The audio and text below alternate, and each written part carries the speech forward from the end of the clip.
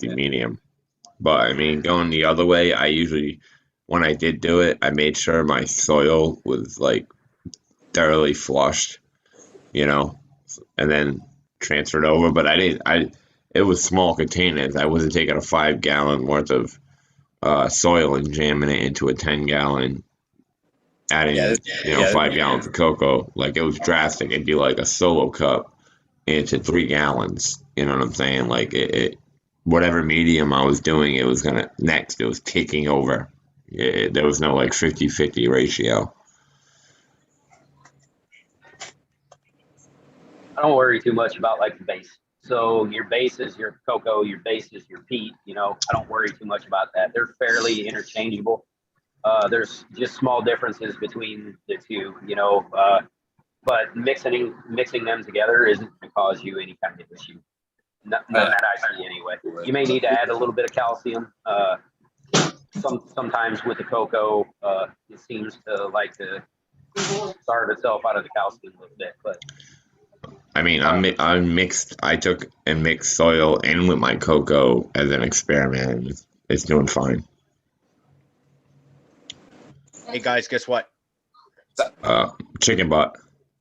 Well, that too, but no sign of our guest quite yet, so it means I don't have to do an intro yet. So keep going. Oh, we're live. I didn't even notice. I think you need to do the interview. I think we still need an intro. Damn you guys! I think we all sit here on fucking mute until he does an intro. Protesting, silent protest.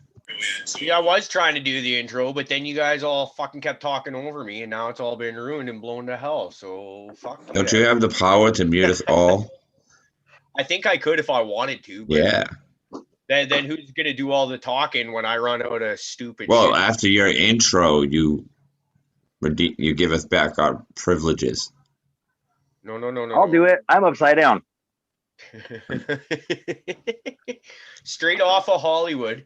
Here comes Sam. Hell of a job on the Michigan Bro Show last night. Anybody that didn't check it out, Sam was on the late sesh last night, and he fucking killed it, dude. It was a great time. The night before, Rick was a part of their the Bro Show Sunday evening, and Rick, you also fucking killed it. So good looking out, boys. Way to represent the team. You did well too. My favorite thing, Caribou, is that every time we show up somewhere else, we turn the professionalism of everybody else down about 7 notches. I know. I know. They run such a professional show, and then we showed up, and it's a fucking shit show, just like ours. I love it. It's a circus, dude. We're kind of like herpes that way. We just come in and take over. Yeah. Occasionally we'll show up at fourth like a big flare up, but you know. Yeah, right when you didn't want us to show up too. That's Caribou Heart style. Caribou. We show up after a night of fun. Caribou. 3 months later. Yeah, that's great. So yeah, I thought we should get that out of the way and just shout you boys out for doing a hell of a job on the Bro Show. Both of you guys I thought were stellar. Do we know who's going up next? Because for anyone that's not already in the know, it seems like we're just running a lineup and pretty much everybody's going to get a chance to go and hang out with the bros. Yep. I don't know. I mean, they are leaving it up to us as far as who wants to go next. Or if, you know. Are you trying to say we're running a train on them? Yeah, well, that's exactly that. I'm a power top. But after we all go. Putting it out there. See, we all have to go first and each have our own 7 minutes of heaven in the closet. You dig? And then after that, then it's going to be total fucking mayonnaise fuckfest. I like mayonnaise fuckfest. That sounds great. Fuckfest with the bros. 7 minutes on the closet. Wow, that'll give me a whole like 10 times to get off. I was like, damn, 7 minutes? Shit, if it was 7 minutes, I could have stayed up for last night's show. That thing was like, I was listening to it for an hour and a half, and I wasn't even halfway done with it. They're pretty good at hosting, I gotta say. Shout out to those guys and girls. Absolutely. You know, they really make you feel so comfortable. Truly. Painted lady steps in and saves the day with the questions, man. That's for sure. You noticed that, eh? No, she's a cheerleader for our group. Absolutely. Yep. Yep.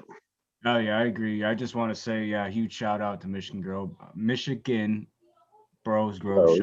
Excuse me. Yeah, just for all the support and love, guys. We really appreciate it. So thank you from the bottom of my heart.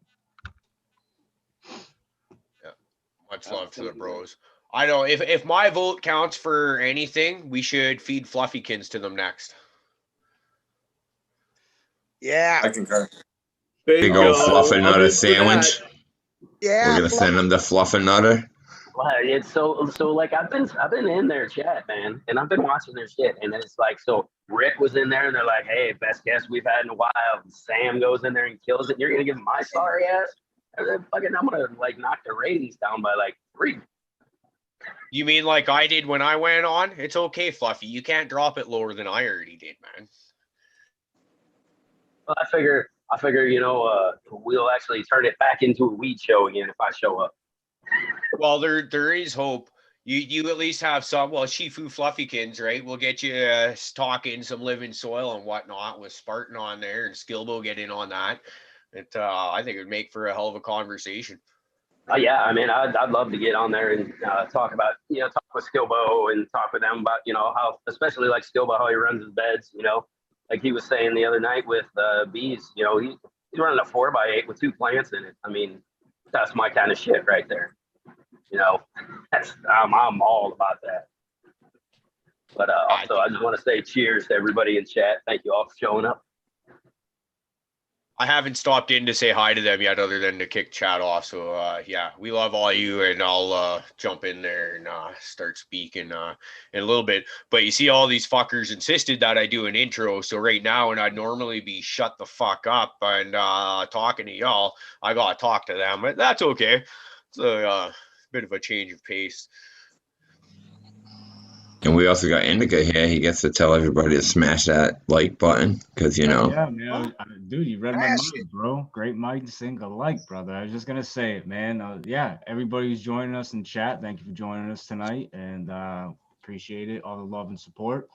And yeah, go hit that fucking like button for us, guys. Smash the fuck out that. And yeah, we thank you. And I hope you guys enjoy the show tonight. So cheers.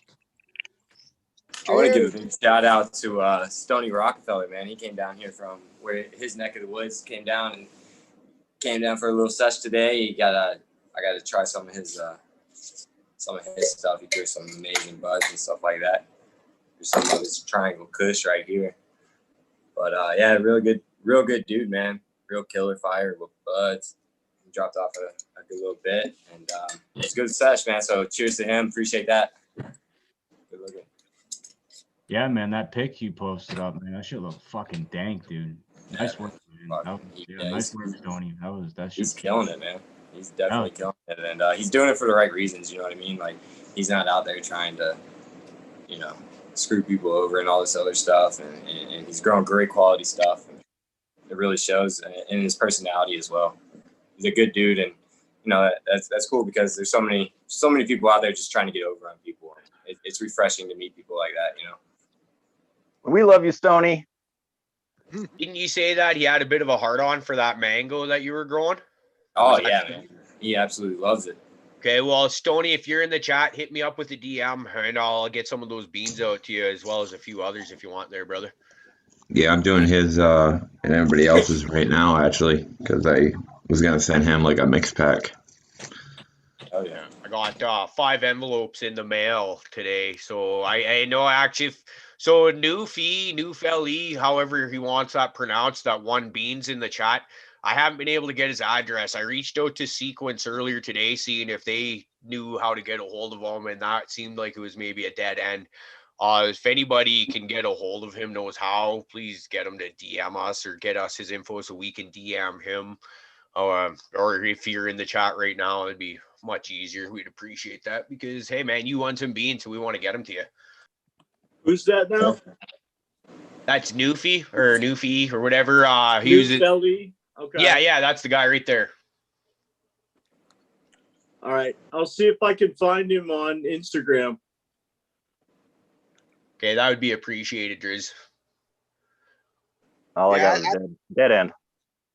I'd like to give a quick shout out to Outdoors Craftsman for sending me them seeds of his to beat up in this cold weather before it got warm. I'm anxious to see how they respond and act, and so is he. So I just want to say thanks for the opportunity and the chance, brother.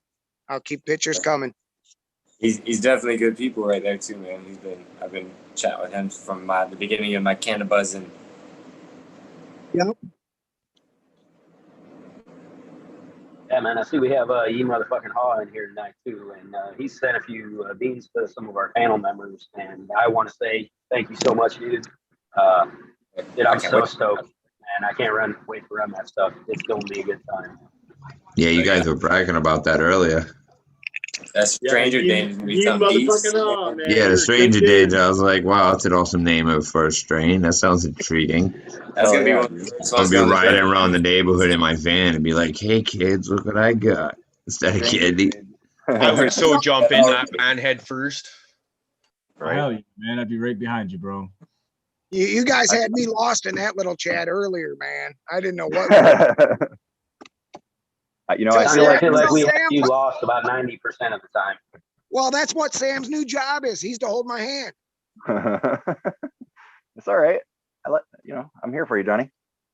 And Sam's got to wear all the hats. He's got to wear the dress. You know, he's got to make sure we're all doing the right stuff. He's got to hold Johnny's hand.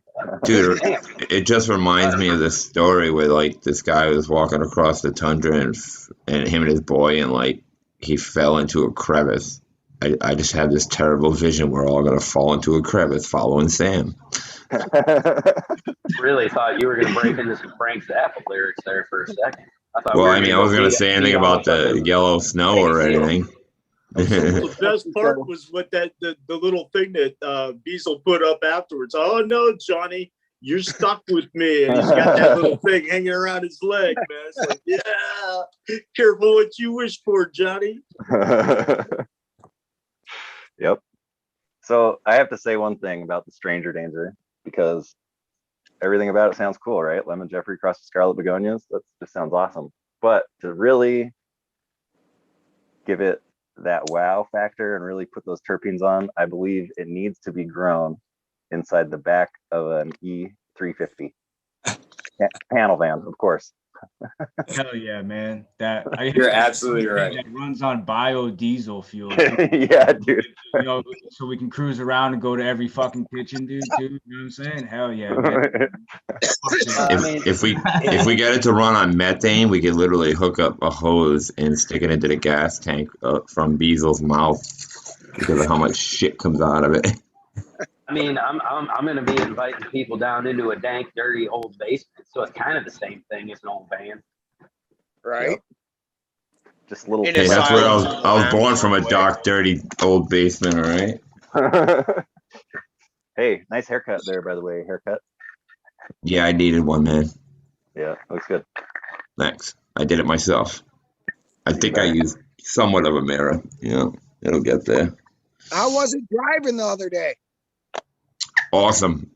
I totally forgot what it felt like, especially after you hit 80, 85 miles an hour. You're like, oh, yeah. And there's barely anybody on the road from the last time I've been on the road, like driving. What year did you end up in? Huh? 2021. Yeah. Unfortunately, I was still in the same year. Otherwise, I'd go back quite a few. God damn, is it bad that I'm a fairly young man, but I'm going to make really bad dad jokes? Is that bad? No, not at all. I would totally understand them, you know, being a fairly young man myself and being a father. You guys want to hear the best joke ever? I made it today. I made it today. Okay. I'm just kidding. No, so this lady put up her 6-pack of beer bottles. Okay. She had 2 of them. One was White Claw. Another one was Corona Extra. She puts them up and I go, wouldn't it be more like politically correct to call this one COVID Extra? Oh. Dude, that's why I call it the bear bug. Oh, I heard it. I heard a ding. Yeah, Bell. Bell tolls for us. Oh man. All right. So we need to nail this down as a show. We need to figure this out right now. Are we going to use the frog or are we going to use Driscoll's bell? We need to figure out what ours is going to be. We can't just always have something different. I know. So the viewer is going to know when they need to take that. I was really partial to the dab bullhorn, but then I moved in with the girlfriend and she's got younger children, and doing a Sunday morning at like 6:00 a.m. and get wailing on the fucking dab bullhorn. Apparently that is a definite no go on that. So we got to find something a little bit more subtle, because I'll get myself fucking killed. I'm on it. I like that frog thing you got there, Steve. Right? It's kind of fun. I think we should use that, man, and just be unique. You know what I mean? Be different, man. We got one of those Buddhist bowls over here. Kim has. We can't steal Tanazi's thing, man. I thought he had a gong. Those darting guns. I think we need to take up a collection and get Sam a stripper pole, and he has to do a striptease every time it's dab time. You act like he doesn't have one already. Right. You're right. He probably does, dick pic. Good call. In the bathroom, though, it's weird. I don't know why they have it in the bathroom, but whatever. Because some people like to get on their toilet with a little bit of style, all right? Don't you worry about how he gets on. A little pizzazz. Well, you know, somebody in chat last week said we ought to have a caribou call for the, a mating call for our dab bell. That's the dab call?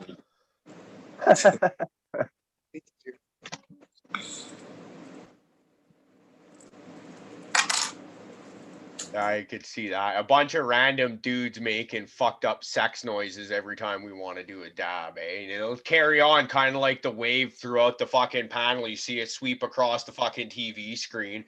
Everyone in the live chat just going, yeah, I'm done. I'm out of here.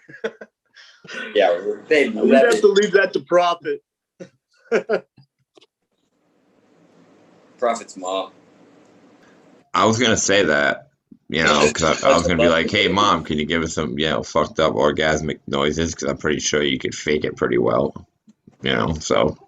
But then I was like, no, that'd be even more foul. Yep. But, I mean, if you're into it, I'll ask her. No, I don't want to hear that.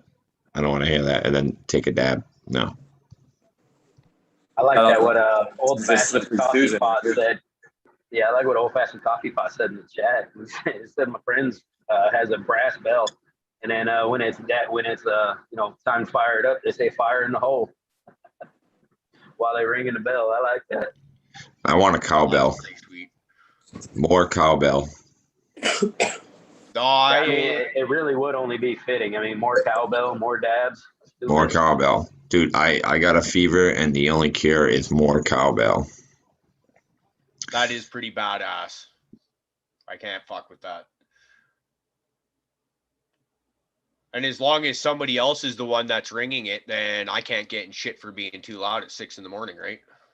Sounds about right.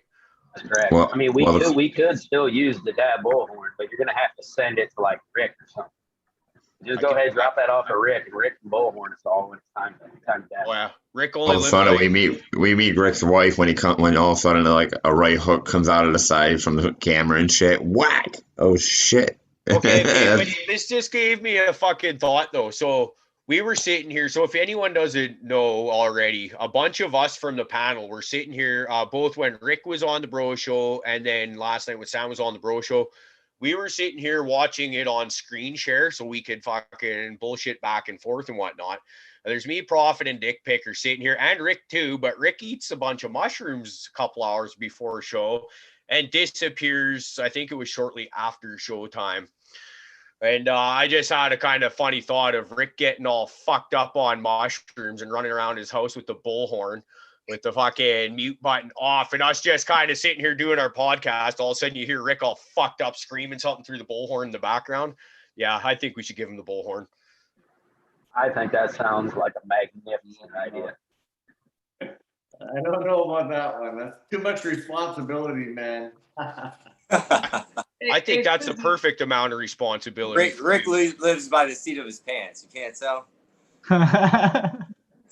Hey, Yeah, Chris, that was cruel, guys. I mean, I ate a bunch of mushrooms yesterday too, and you all just fucking bounced on me. I And I'm bailed just on sitting you. here by myself, like. I was listening to you just be uncomfortably alone. I was gone for just long enough to eat supper, and then I was just looking at the bag. I was like, You're a dick. Fuck y'all. Dude, and then the messed up part was I didn't see Rick's lights go out.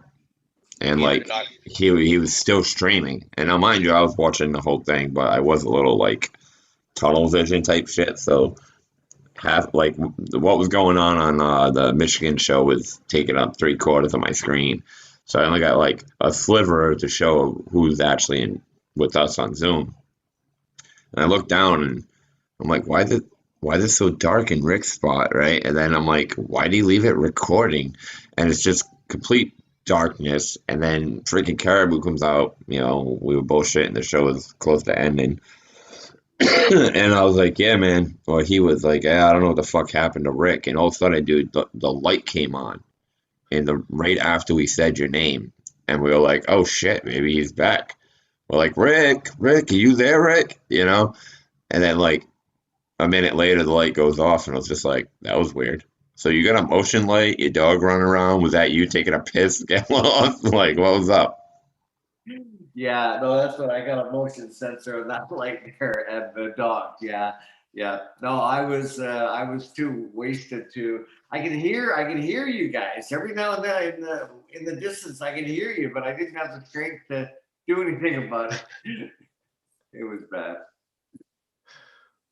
That's fucking hilarious. Yeah, it was great. We had a pretty good like what the fuck and then a laugh over that. And then but sitting there cause we started doing that pre-show about 2 hours before the bro show actually started. And like right away Rick fucking dives into a pile of mushrooms. Next thing you know, Prophet brings out this huge fucking bag of mushrooms and he has his face in there. And then DP whips out a bag of mushrooms. And I'm just sitting there like, okay, I've got edibles. Okay, I've got edibles. So I just start fucking whaling those back as fast as I can so I don't feel left out. But I didn't get nearly anywhere on their level of shit. Yeah, he goes, oh, the edibles are kicking in. I got to lay down. And I'm sitting here like, what? You got to go to what? You know, all right. So I felt so bad because, you know, Kim just got out of surgery and I was laying in bed with her, you know, help her and everything else. And fucking, I'm just sitting here watching fucking Gurren Lagann, that fucking anime, right? And I'm just like so into it, even though I've watched it 100 fucking times. But I'm like, you know, I'm beaming and shit. And like, she's like, "Can you put something else on? I want to go to bed." And I'm like, "No, shut up." But yeah, you guys were cruel, man. That was a cruel, horrible thing. If we're gonna do that, we need to do that like earlier. We got to make a pact. Yeah, y'all can't bail on me. I am just extremely sad that I missed this. And Yeah. I empathize with what you're Yeah, me feeling too, here, man. Prophet, because ever since Johnny did that to me, I know exactly how I felt when he bailed on me. Dude, we saw it coming. Like you said something. What's funny is I totally forgot I even ate the mushrooms, and you're like, "Yeah, I'm starting to feel something." And I was like, "Oh, that's why my head's starting to feel like that. Oh yeah, I ate mushrooms. That's right." You know, because I was like, "Wow, this weed's really good." You know, for a minute, that shit's really hit me in the head. And I wasn't at all surprised to see Rick just kind of disappear at some point in the night because it was like still about an hour before the bro show started. And you can see him playing fucking peekaboo with us. That light I was using probably didn't help anything. Yeah, I might have set him off, man. Because after that point, it was all like he had to go. I'll never forgive you for that one, buddy. Oh my God, that was terrible. That was terrible. Show the audience that light. I don't have it. I don't have it close to me. I'll show them later. Thank goodness. Yeah, it's just as well. I'm just glad I decided not to eat them last night. Whatever. I've You done suck. a little bit too much traveling lately. No, Yeah, you were right, Caribou. You started the pre-show at 6 o'clock, and that's when I decided to eat some shrooms. Yeah. Yeah, right after I saw you ate them, I decided to follow right behind you. Yeah, So I was like, I was when you were looking like that, dude, I was like, oh shit, I'm like 15 minutes behind him. Like, but like the best part when you come out though, Prof, because it was a big bag of fucking like a big Ziploc bag. You're just like fucking face right in there, bro. Well, first, I everybody, I started first off with a gram that I stuck in my mouth, and then I just said fuck it and opened the gallon bag and just stuck my face in it and took a mouthful. yeah, Prophet's like, oh, here we go. He's got a pinch, like 3 or 4 finger pinch, throws in his mouth, like, come on, you pussies. And then, yeah, like he said, exactly. It was like that fucking Cheech and Chong movie where he's like, and he pulls out that bag and he fucking sticks his face in it, and it's soap. Laundry detergent. That was fucking Prophet. It was like, boom. If it would have been powder, it would have. It was a good mouthful, man. My mouth was dry for a while. I was just sitting there like. Use that kamikaze to wash it down. Yo, so yeah, I actually, so I'm one of those guys that if they drive by something and then happens, in the garbage and it catches my interest, I may stop and grab it. I can't help it. And I came across this thing. We drove by it, and I caught out of the corner of my eye, and I stopped, and I was like, holy fuck, is that what I think it is? So I went and grabbed it, right? It's a claw machine, right? So after I harvest, I'm gonna fill dime bags up and I'm gonna throw them in here. And then when I want to score one, I'm gonna have to put a quarter in and fucking dig one out, Like when I get low on my stash, that's gonna be like my emergency stash. I'm gonna have to actually work for it, But that's definitely the thing I thought of. I was like, oh yeah, I'm turning that into a fucking cannabis game right off rip. You should use that when you need to take a tolerance break. That way, every time you want to smoke, you have to get a bag first. Like you actually have to work for it to get a bag. I could actually just mess with my friends that come by and be like, gram and a half in each bag and be like $5 a try. Hell, bro, you're giving me an idea. I want to get like a real claw machine and just like throw fucking eighths and quarters and fucking halves up in that machine and just charge concentrates and shit. No, Yeah, man, yeah, but I got to get that shit out, man. I'm gonna charge him to come over and play. Be like, here you go. Yeah. I mean, that's what I thought when I saw it.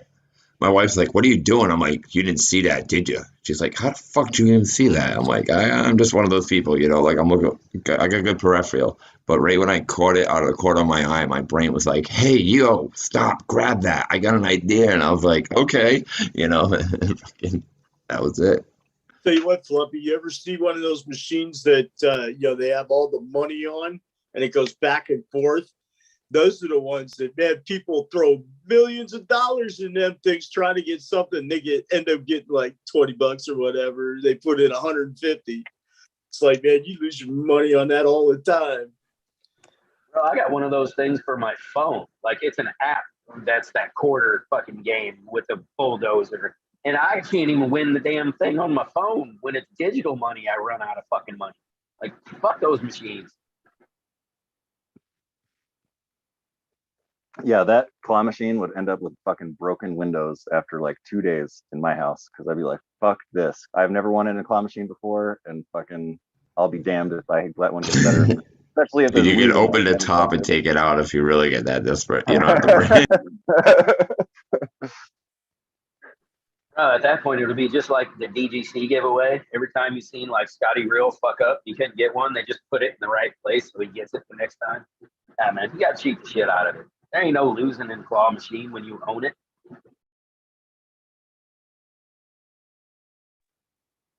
That's like playing pool on someone else's table. Like this is my table. You guys got those claw machines out there where like you'll see like the brand new iPhone and an iPad, and like they got these amazing things, and they're on these like, they almost look like they should be hanging on a store, but they have a lock on it. So like you gotta like arrange this twist thing and you gotta hit it and it's gotta land directly on it. But I mean, some of the prizes that got in there are pretty crazy, and I've seen some people win them, which is pretty gnarly. But yeah, they got like fucking those machines. It's not a claw machine. It's like a timing thing, but end up with a brand new iPhone or iPad or freaking whatever it is that's top of the line at the time, especially at the mall. The mall we got here, that they got a few of those. Bro, what are you, like a 12-year-old girl? What are you doing going around the mall? Mall's got fucking everything, dude. And a lot of ass, dude. There's a lot of ass. I would say there's a lot of hot bitches walking around. There's a lot of I would say there's a lot of hot bitches walking around, but I can only see their ass and their body. So, the masks, they're nice, but I have no idea what the bitch looks like underneath. And I'm afraid. You remember Mortal Kombat? You remember Baraka's sister after she took the mask off? That's what that's my fear nowadays. Is like, you get this bitch home, she's got a banging body, and then like she takes the mask off, and it's like, holy fuck, like this is unfair. I would let Melina eat me. She's wonderful. Nah. I don't know. A lot of malls are going out of business. I just went by one that I used to work at about 10 years ago, and the place was deserted, man, on a Tuesday. It's done. Now we got too big of names in our mall. Nordstrom's, like all those diamond stores. When we actually had the riot over here, the one actual riot we had, everybody tried attacking the mall and everything else, which was kind of a dumb move. I mean, it's the only place of a collection of value to really like hit and raid. There isn't necessarily a street you could go down, you know what I'm saying? So the cops just let everybody run into the mall that was going to do it, and then they surrounded the mall and they fucking just pulled them out one by one, man. I was like, you guys are dumb. You guys are so dumb. That was like when they stopped the highway a few years back, like protesting something. They knocked down the fence right in front of the police station, and at the bottom of the hill was the highway 95, that the split for 95 and I-95. That's where they stopped. The cops didn't even have to get in their fucking cars. They literally left the police station, walked across the street, grabbed them out of the freaking highway, and dragged them up the hill to the police department. And I was like, if you're going to do something like that, you should probably go a little farther away from the police department, just my opinion. But yeah, they trapped themselves into the mall. The cops were like, God, go at it. Like, that's not what they said, but that's how it worked out. It was basically like they set them up for a fucking Roach Motel. They all went in, and then they all got dragged out because there's only so many exits out of it. I had to throw a counterpoint here in chat. It said malls are here for when the zombies come. But if you watch those zombie movies, it never works out good. So a little PSA, don't go to the mall, people. It's either a Walmart or a Home Depot or a hospital. Or a hospital, okay? Because a hospital has a backup generator. Are you crazy? Why would you go to a hospital? Because there's also medication there. That's fully secure. No. You go to little clinics to get your medicine. You don't go to the hospital. You think little clinics are going to be there? I'm talking about taking over one as a complex. But yeah, seriously, I'd go after probably like a Walmart or a Sam. Yeah, something that had everything. It's got like tools, it's got food, it's got friggin' security systems, it's got friggin' gates, doors, that would be my ideal. And around here, we have a Sam's, and we'll have a fucking Home Depot and a Walmart, like each parking lot over. So if I can get a small crew, we can take those 3 buildings over, we'd be all good. Y'all motherfuckers keep your stores and shit like that. When the zombie comes, I'll be out in the fucking bush where there are no goddamn zombies because it's all gravel roads. And trust me, zombies ain't walking that far to get to me. You guys can keep your zombies. Zombies are easy, man. I don't really go to the mall anymore. Ever since you say that now, Prophet, but once you have like 30 or 40 of them on your ass, that's It depends on what kind of zombies we're talking about. If we're talking like, the horny kind that are after your ass. I deal with that. Dude, I live in Rhode Island. I deal with that all the time. Walk backward. That's what he's into. If I was to show my ass on camera, I'd be getting more of it. But I mean, just walking around here, it's fucking horrible. I got people following my ass around. But that's America's ass, all right? But realistically, friggin', it depends on what zombies we're talking about. There's a whole, like, Dawn of the Dead or the original ones that fucking sluggishly walk around, kind of like the Walking Dead ones? Are you talking World War Z ones? Are you talking fucking Rage ones where like I don't think Return of the Living Dead. anybody could really fight those fucking things off, realistically. If you had a horde of rage zombies from 28 Days Later on you, and then you got, like I said, the other ones, World War Z, they were smart enough to fucking use each other as a bridge to get over the goddamn wall. So, and they were real fast. So, Call of Duty zombies, that'd be another issue. But I mean, if we're talking the other kind of zombies that are kind of slow and shit, I mean, yeah, I feel as though we could probably survive a little longer, Try not to get caught up in a freaking closet or like a hallway or anything with a horde of them. Keep yourself out in the open. They don't move very fast. Those particular zombies. Now, if you're talking the other ones, then we're probably fucked. All right. Yeah. See, because I'm surrounded by like a shit ton of lakes. Like, no matter, you can't go any direction without hitting a million lakes. Yeah, but zombies can walk through lakes. Huh? They can walk through lakes. Yeah, no, they won't. No, they do. They go right to the bottom and they walk right across. They don't need fucking air. They're not gonna float. They got nothing in there. Like, haven't you ever seen zombie They're movies? not even gonna know you're there though. That's the thing. You go out on They an smell island. you, dude. They smell you. How do you think they find you? They're not Dead that things smart. I've float never in the seen water a all the zombie time. that's gonna smell from half a mile away. It's Also, think about how You'd be long surprised. Animals can do it. bodies decompose. All right, the zombie's not going to be able to like sustain its upright walking ability. Okay, hold on, though. forever. You Hold keep on. going. Thank you, No, because Sam. we've all seen that And- shit where they're sitting there dragging half of their body fucking behind them and they're still mowing on motherfuckers. All right, but you also have to remember, one, these things are supernatural, so they get to have some crazy supernatural shit happen. Yeah, like And being two, alive it's and dead at the same time. And two, it's well documented in all zombie fiction that they kind of preserve themselves and they don't decay at the same rate that all other things decay.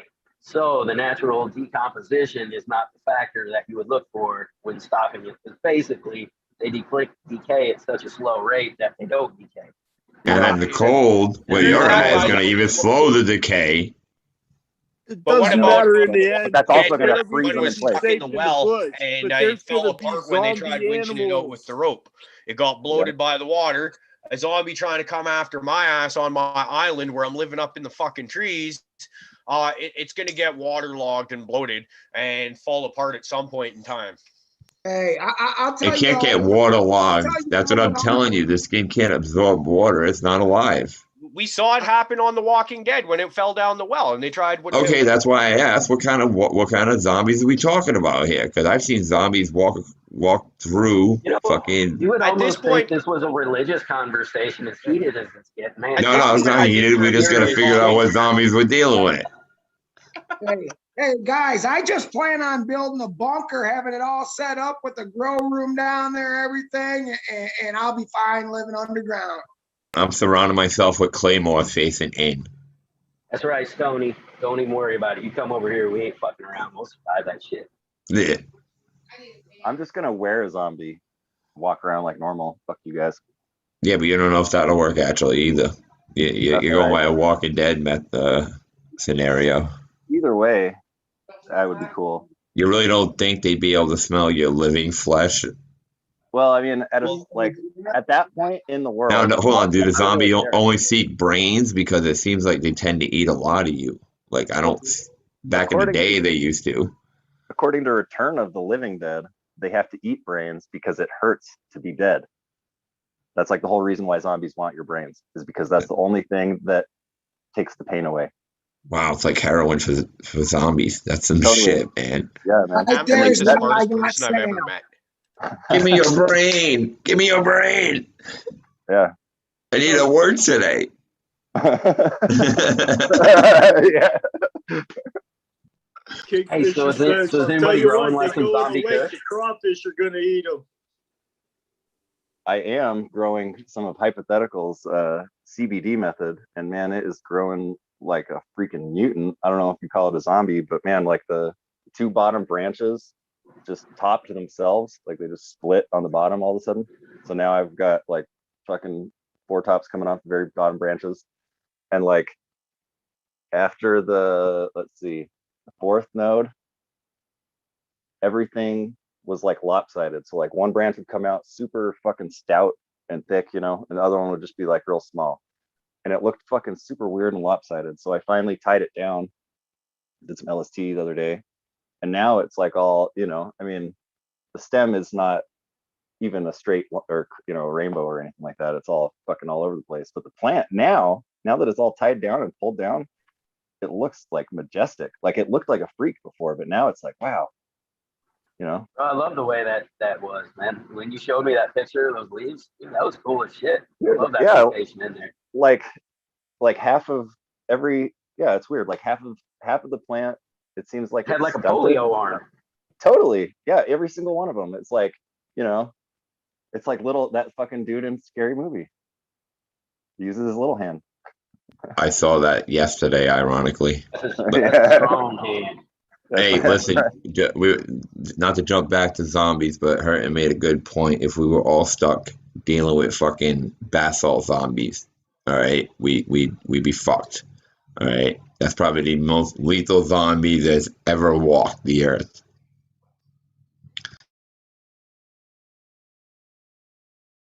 I see some crazy videos, man, of people on basalt, and they some fucking wacky ass shit. Okay, I didn't catch the basalt part. I just heard you talk about. We were talking. I mentioned in chat basalt zombies, and I think they're probably the most terrifying of all zombies.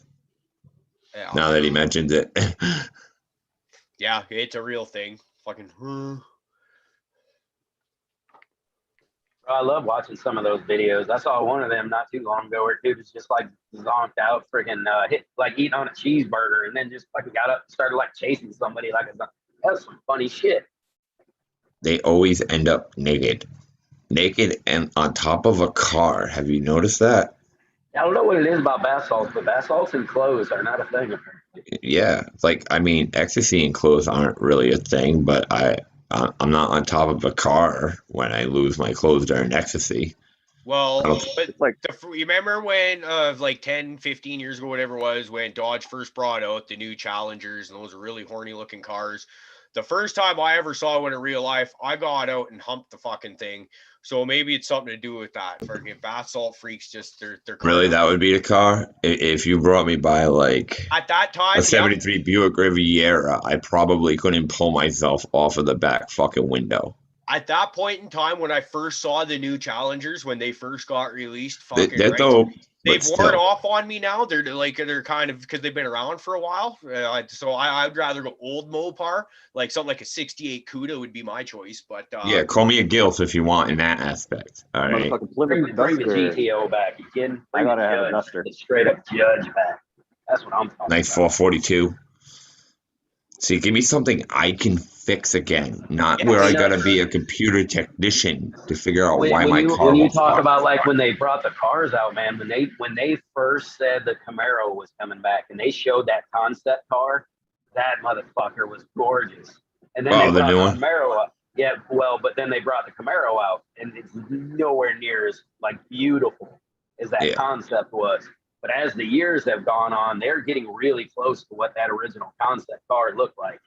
And so, like, it gets more exciting to see the new ones every year. They make them a little, they put just a little more of that sexy line to it, and give it a little more style. So I think a Corvette today looks better than for the last like 10, 15 years. Dude, I'll be honest with you. Now they're rear-mounted engine, of course. They're gonna look. Yeah, it looks awesome. Pretty decent. Did they go full rear mount, or did they? I thought they went mid-engine. Mid. It's mid-engine. Yeah. Okay. I was saying it's not full rear. Having a rear and a mid. Yeah, it's mid, especially for a Corvette. Like fucking. Yeah. I watch. There's not much of a rear to it, but. Yeah. I watch that Beacom auto auction, dude. You wouldn't believe some of the cars that come across there. They're just, and for what they sell for, you're like, God, I wish I had $1 million just to spend on a car. Like some of the prices that you hear, and you're like, $1 million for a car? Like, what are you gonna do with that thing? Would you really drive that after you paid that much for it, or is it just gonna sit on the back of a flatbed and be brought around to be shown off? Do y'all ever watch the Barrett Jackson?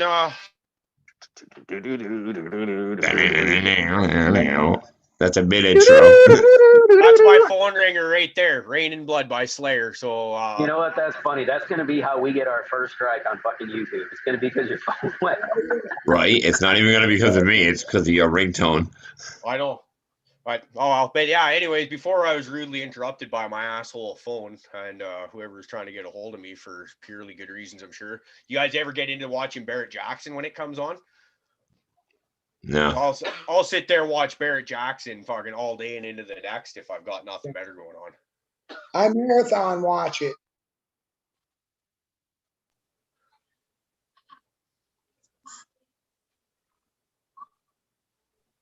I never could get into watching some of those cars, man. While I respect that, those cars aren't worth that fucking money, man. Like, and I love a classic restoration, but I would prefer for me a car with style. So, you know, they don't really like, you know, cars that have been like dragged, like, you know, that have like a drag style. Or they don't like things that are squatty in the front end and just fucking ramped up in the rear, you know, that old school 80s drag look, you know. But I like that stuff. So you don't see a lot of that on the Barrett, you know, Well, on those Barrett auctions. Jackson's So generally like all original stuff they want, like Yeah. original bid numbers and all that shit. Like it's not for Well, yeah, it'll be like like only 70 of these were made, and this one was yeah, When exactly. I grew up, For me, if I'm gonna go buy a car and spend money on a dream car, as much as it would be nice to go and hang out at Barrett Jackson for a while, that's not what I'm gonna do. I'm gonna go and put money in the car and have it customized a bit and do okay. I want this and I want that, and of course, it's got to have a loud ass fucking stereo in it. That's the one thing that sucks is we did a vehicle swap, the X and I got her this nice newish Chevy Equinox with a decent stereo in it. But my last vehicle before that, I had a nice fucking thumping stereo with like 312s running off a 2,000 watt amp and had the proper indoor speakers and amps and shit running that. And it was like, now that's a fucking stereo right there. But I had to give it up for like a more family suitable vehicle, I guess. And that's cheaper on gas that I can actually afford the gas prices with. I'm going to be honest. The reason why I just mentioned this in chat, but like I'm a 60s to 70s kind of individual. I honestly think the way they design the fenders, all the lines, all the curves are just sexy as fuck on those years. All right, like they didn't do. There was nothing boxy really going on. Everything like you look at the Chevelle, you look at the GTO, you know, you look at all those, man, and the curves on them things and the hips. I'm talking about the rear fenders, obviously. The hips on those cars are just so fucking beautiful, man, and the lines. I mean, as an artist, I can appreciate that too. But I mean, it would just anything from 67 to about 70, 73, as long as it was in the fucking muscle car class, I'll take any of them. I think the 79 ain't even that bad, dude. Like a 79 Z28 Camaro was pretty badass. My first car was a 1972 Pontiac Le Mans. That fucker was beautiful. Beautiful. Very nice.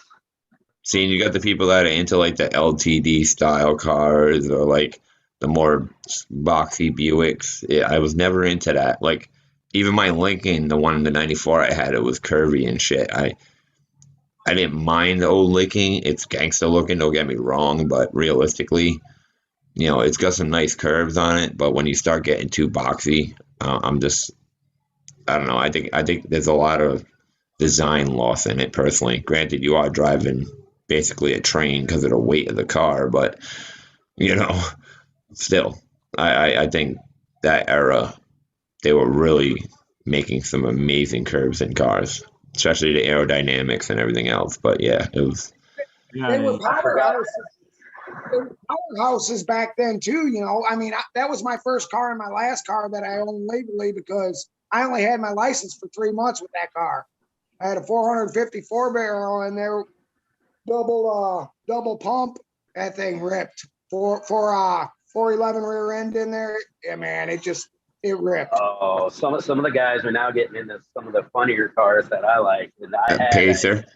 I had a Monza Spider. So I was into the fucking small car with the fucking giant motor. That was just a death trap. That My was bro, one of my my favorite brother had cars. an AMC Concorde, dude. I Shit. saw a fucking sequence throughout the Pontiac Aztec, which has got to be Oh. about the ugliest fucking thing I've ever seen. Wasn't that a camper? Like, didn't it like transform? I can't recall. I think it was Yeah, supposed to it be had an a tent SUV. that attached on the back. Yeah, I knew it had something to do with that. I was like, wait a minute, does this car transform into like a camper? Hold on, I might be interested in this, but I never pursued it. That was pretty much the only cool thing about it. Yeah. All right, Yeah. Bart Mr. asked you for a Bean. dab bell, so we're gonna try the dab cowbell. There you go, man. Oh, well, you Yes. downloaded it? We need Yeah. to get a real one, man. I swear to God, I'm gonna try to find a farm in my state, and I'm gonna jack a cow. Hey guys, my Bell. girlfriend just said her dad has a cowbell, and if she gives it to me, that means I'm allowed to ring it at 6 o'clock in the morning, right? Hell Yeah, yeah. if not, get it to Rick. Yes, Rick can have it. Oh, imagine Rick on mushrooms with a cowbell. Oh Fuck my yeah, God. that's way better than Rick with a bullhorn. I'm a Dude, we stopped playing Don't Fear the Reaper. He'd be like, ding, ding, ding. He'd be all over it. Yeah, Beazle, where were you with that frog when they were asking for it? I had to go get it. That's what I said. That frog was up his ass, and he didn't want to show on camera him taking it out. I think it's actually a toad. Hashtag boof life. Back together. Boof toad. Hey, Bees, it was fun watching you on the Bro Show last night. I got to learn a lot more about you. Didn't know that you're in a band, and that was kind of cool. Yeah, it was an experience, you know. I think about that time in relation to our time currently, right?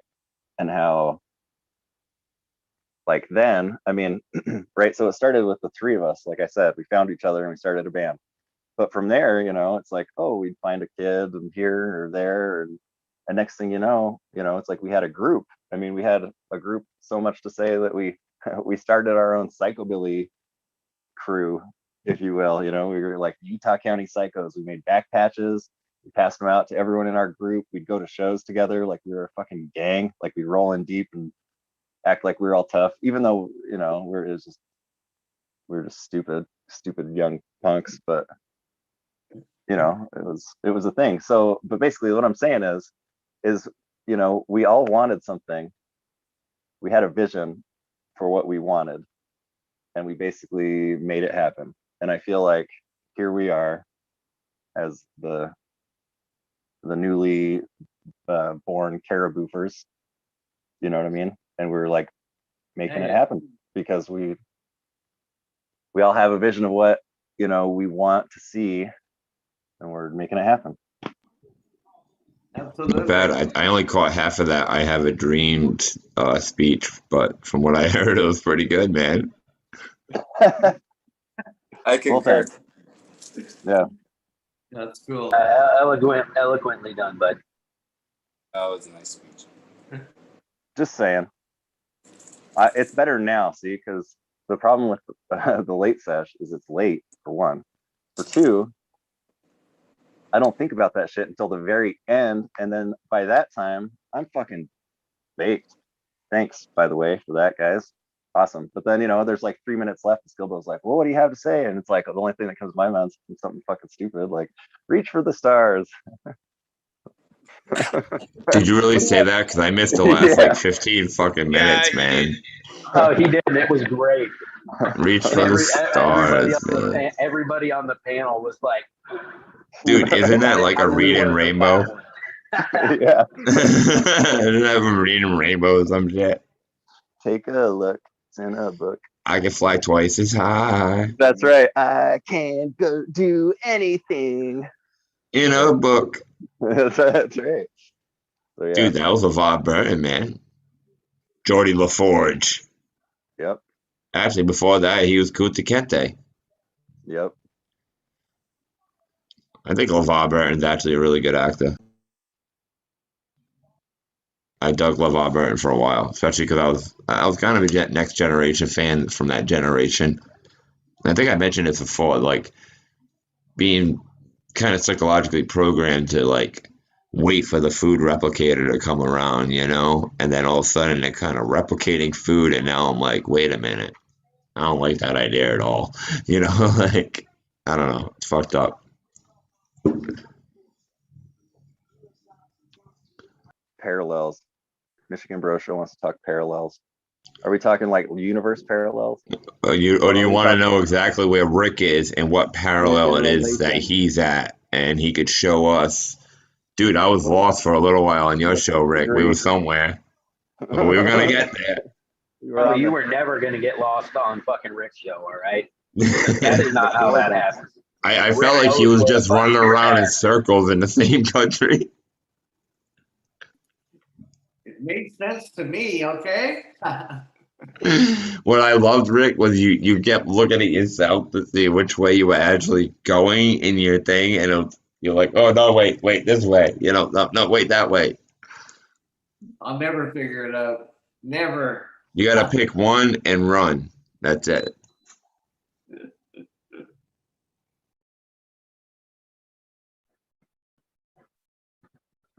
Caribou, man. What kind of update we got on those beautiful fucking freak shows you were posting the other day?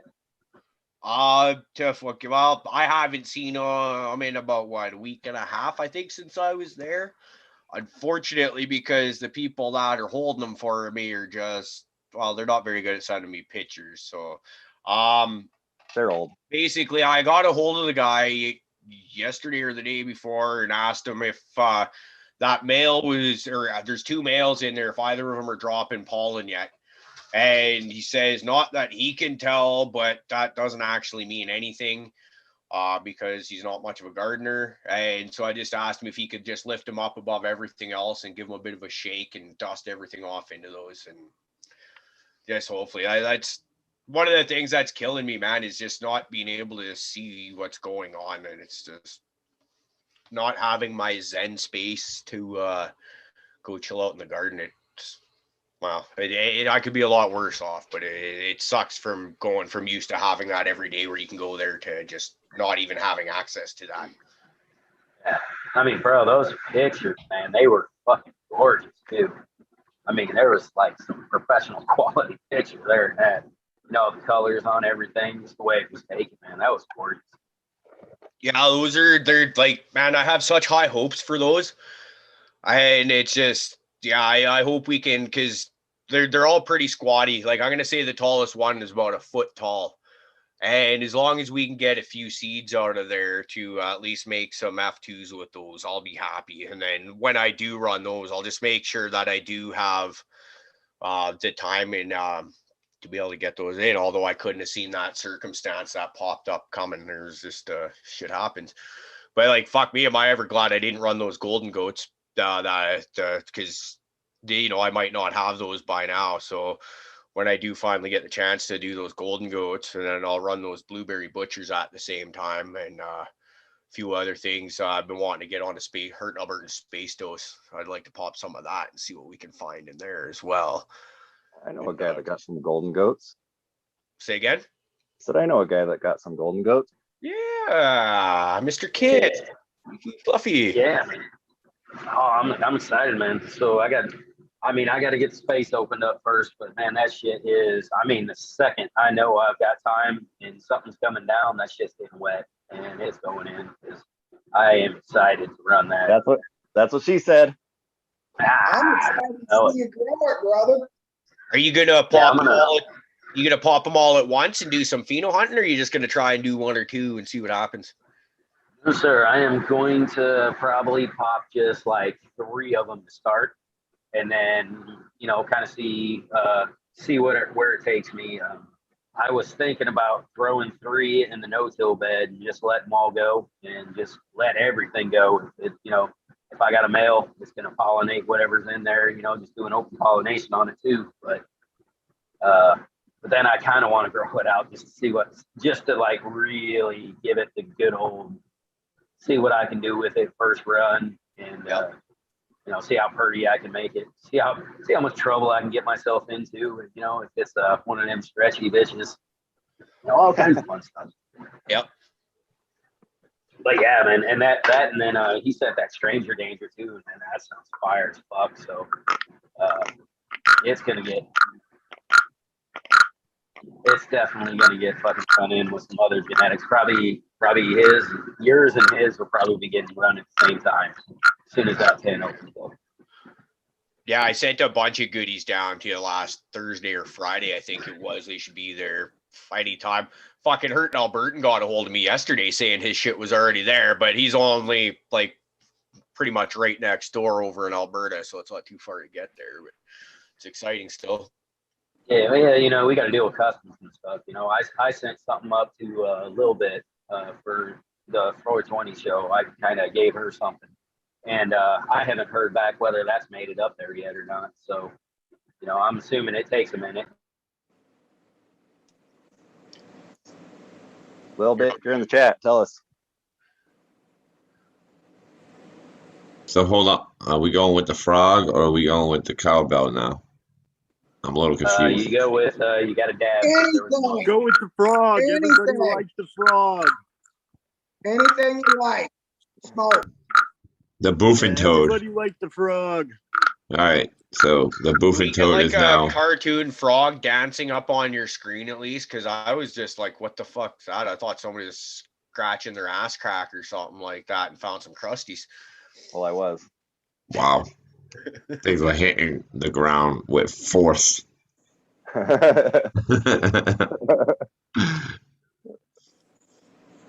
Even at the free fall rate of like 30 seconds per 30 feet per second, like that was impressive.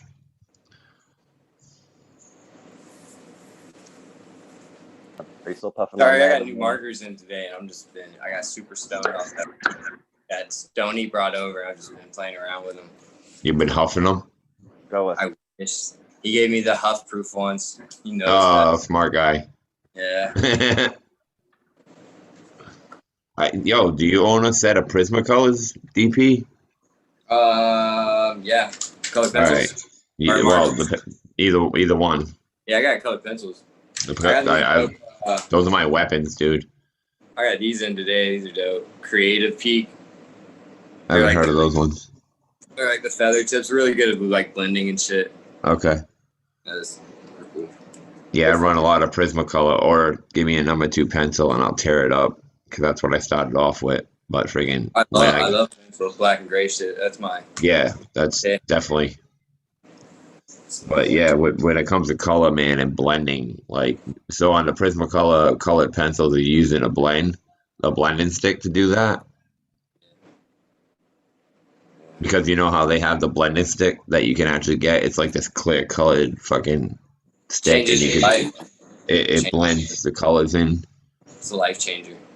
Do you actually use it? Yeah, it's amazing. See, I've learned whatever color I'm working with, right?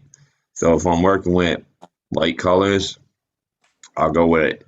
All right, so if I'm working with reds, oranges, and shit like that, I'll actually take a yellow, like the light yellow, and I'll run that over it and create a friction, which, because it's a wax, they're practically like a wax base, and like you can actually blend that way. It's kind of the same thing I do with tattooing, you know, to blend in like the colors. You go with a bit of a lighter color and you go over it one more time, and it'll help blend all that in and like keep this wicked beautiful sheen to it, you know. Allegedly, I'd like to start learning how to like do graffiti and shit. So You've never done graffiti? You draw it. You've never put a can in your hand? Like to learn about graffiti. yeah, I might like to do that. You can learn about it for free. You don't have to allege. Really? Dude, to learn. Come to my state. We'll climb billboards and shit and buildings. We'll fucking do all types of shit. We'll spray everything. I'll show you how to do it. We'll start in my backyard just so you get some can control. We'll get you a couple of, like a fat cap. We'll get you a couple of thin liners. You know, it's almost like an airbrush, but it's all about pressure as opposed to like twisting a nozzle. Now, realize how many times Prophet's been in jail, DP. You want to take advice off of this guy? I've only spent a weekend, okay? Because I told you, my stepfather was a prison guard in the smallest state in the fucking country. So therefore, I would have been in his prison. I hated my stepfather. Did you I did forget not when want to go to his prison. You just he's had done to time fucking himself? be able to run and do stupid shit that the cops wouldn't do. Keep in mind, they weight it down by a belt. So the second you start climbing and you're leaping across shit, they ain't doing that. They're not doing that. So you got to be faster than them. That was the whole key about being a graffiti artist. And sometimes it's not even about how clean it is; it's where you got it. You know what I'm saying? Like,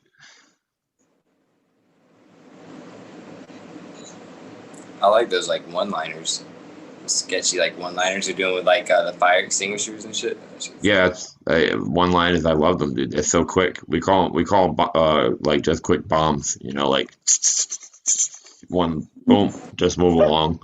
Like I told you, I made stencils just to be a quick asshole, so I can get a pretty solid piece somewhere.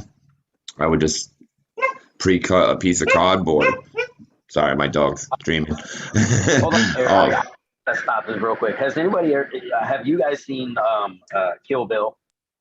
Right? Has anybody seen Yeah. that? all of them. Dude, that's what Bees looks right now with that hat. He looks like that fucking the old pimp. You know, the one that had the fucked up girls with like the facial scars and shit. That's what Yeah. Bees looks like right now.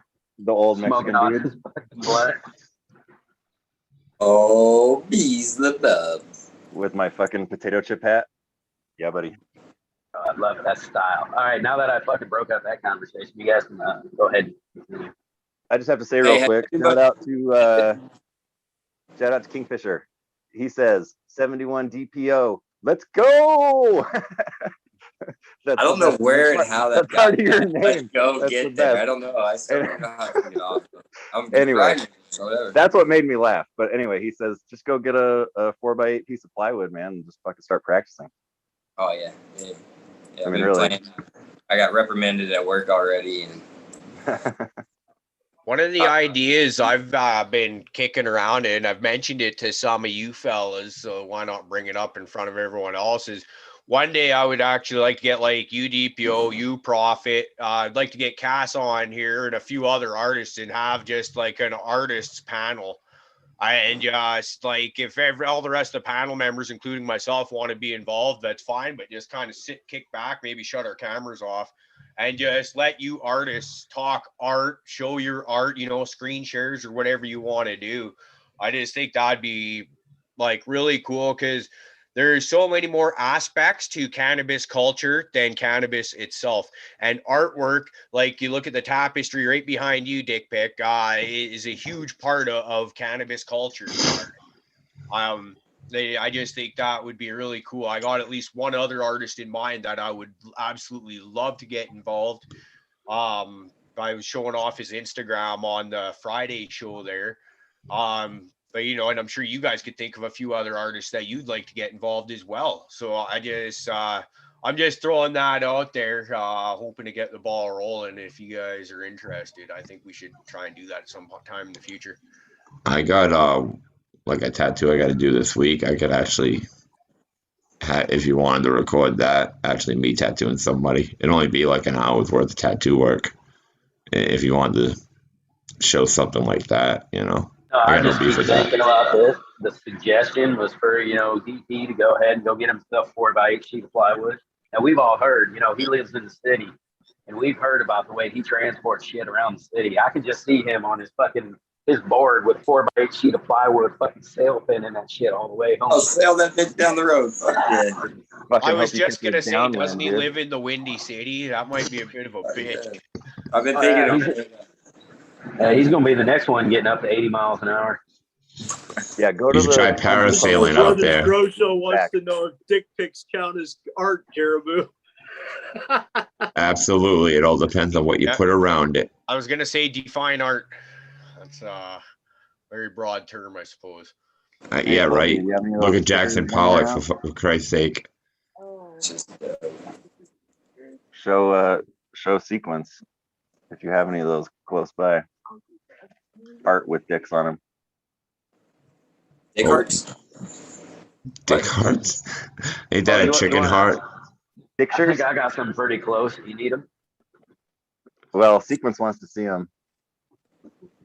He wants to see what art is with dicks on them.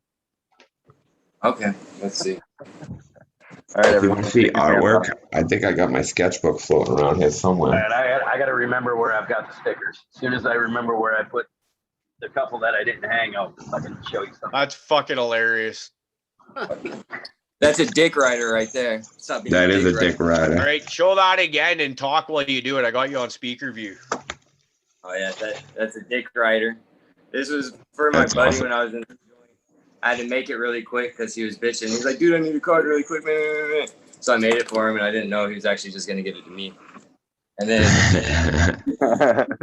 it's a thank you card, and then it's a dick coming out of a popcorn. So, and then got like some like little splooge in the background type deal going on, you know. Oh, I thought that was butter. No, that's it. Well, no, yeah. I was kidding. It is. It could be I put butter, it I on my guess. toast. But yeah, so that's what I did. While I was locked up. Keep the time Look at rolling. This I got plant this one right here. The old dick pic came from. Fuck yeah. Can't see him. I can only see DP. Okay, can you see it now? I You can see jackass. it. I can now. That was awesome. Yeah, There you go. it's a Sacred Heart. Just kind of added with a little twist. That's the coolest cactus I've ever seen. Don't touch it, man. It's a cactus, and you're gonna get pricked. You dig? Wow. All right, now if you can. Damn it, Bees, that was just the sticker I was going to show. Now here we have the trifecta. Okay, we got your old cock and ball.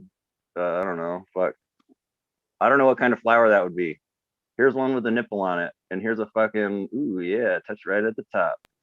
I think that's a Scratch and tiger. sniff? That's a tiger lily, the one with the penis, I believe.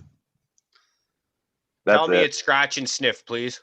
I saw the vagina. What kind of flower is that one? A rose? Because A that's rose. usually what a rose looks like anyway. That's how I draw them when I do tattoos. I I think the start off with a nipple vagina is in the supposed to middle, be and I just start putting petals around it. So the titty is a daisy. Yeah, that one's whatever someone said. Tiger lily, a lily. Look, that's our cat's name, and it fucking came running. It's funny because it weighs like 35 pounds and it really can't run. There's the butthole. Is that a flower. butthole fuck? I love it. The boofing daisy? What is that? Where are these stickers coming from? I love it. My wife makes them. Oh my god, I need some of these Yeah, stickers, dude. Yeah, dude. Cass sent me these, man. These are fucking I have a great. whole bunch of them. Yeah, they're actually coming with your package that I have sitting on my dresser that I haven't sent out.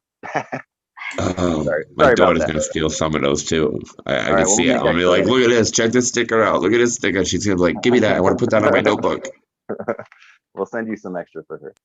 Oh, but bro, and even like the non-genital parts ones, man, were so fucking cool. Yeah, The colors and all that shit that were in those, man. That is awesome. Can't really hear what everybody's saying. she can't hear what you're saying because I have the fucking headphones on. But hold up. Okay, go again. Okay. I was just saying, I love the color in it, and like the shading, how it went from like the black, and then and then it's got the pops of the trippy color in it that just like kind of flow through it. I fucking love these right. stickers, man. Yeah. Yeah, she does super dope work. I know. So that's me Yeah, hanging yeah. around for some reason. That's because she likes to smoke weed and she doesn't want to grow it herself, so she got you Yeah, to start doing it. Yeah, I guess.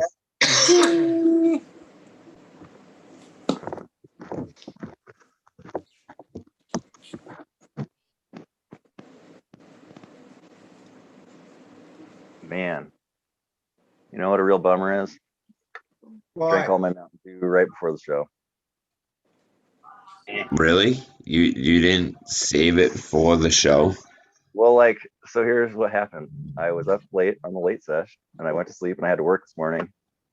So I, went You to didn't bed. pass a store on your way? Well, I work at a gas station, so I've been drinking coffee and fucking Mountain Dew all day. But I had some. I got home, and I've just been tired, so I fucking pounded it.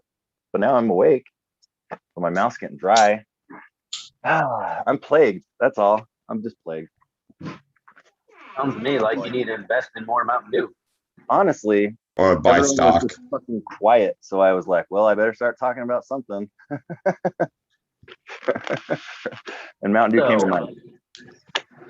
Oh, So wait, then we'll I go actually. ahead and Johnny's Check the plumbing. Right? Are we checking the chat? oh, Let's dude, look in yeah, the there's chat. chat. You should talk to those people. Dude, I've chat's been so bouncing cool. in and out when I can. Yeah. Ooh, Spank Bank. Oh, that's profit. He already talks enough. Lobster, thanks. Killer art though, for real, for everybody. Oh, truly. That's right.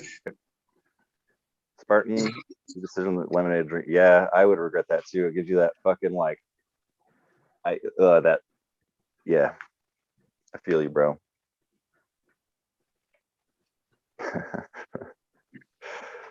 Isn't the show supposed to be about Rick? Yeah, no shit. What's up, Rick? Where have you been? Yeah, Rick. They're all We should quiet. make this show about Rick. What's going on, Hollywood. Rick? Hey, Rick. Come on. Oh, is he not going to talk? Is Rick shot tonight? What's going on? Well, he's Rick's Hey. been to Hollywood, man. He's too good for us now. Maybe he ate 8 grams of mushrooms Yeah. at night. Yeah, he No, he would have been going already. He had to double down. Well, it's the second night in a row, you know. It's not the same because it doesn't work like that. Even when you double up, because I've done it, it's not the same. Does everybody want to see my camel toe? Absolutely. You know, there's a lot of people who actually don't like feet. Let's see how we can do this. Hold on, Because guys. that's how low it hangs, everybody. What, his lips? Yeah, his Right, camel and toe so hangs all I over the just want to floor. say that. It's a floppy vagina. So our next Patreon tier is going to be, you know, for the foot fetish people. So you will get all the tattooed toes, foot pics of all everybody from. I've had flip flops on all day, so fuck off, y'all. If you're dirty, I don't care. I've seen way bigger camel toes than that. Yeah. That camel toe, or are you staring at the moose knuckle? Both. Hey, you guys remember that movie, the Jim Carrey movie, The Mask, where you put it on and it just kind of wraps around your face and grabs you like that? Picture that.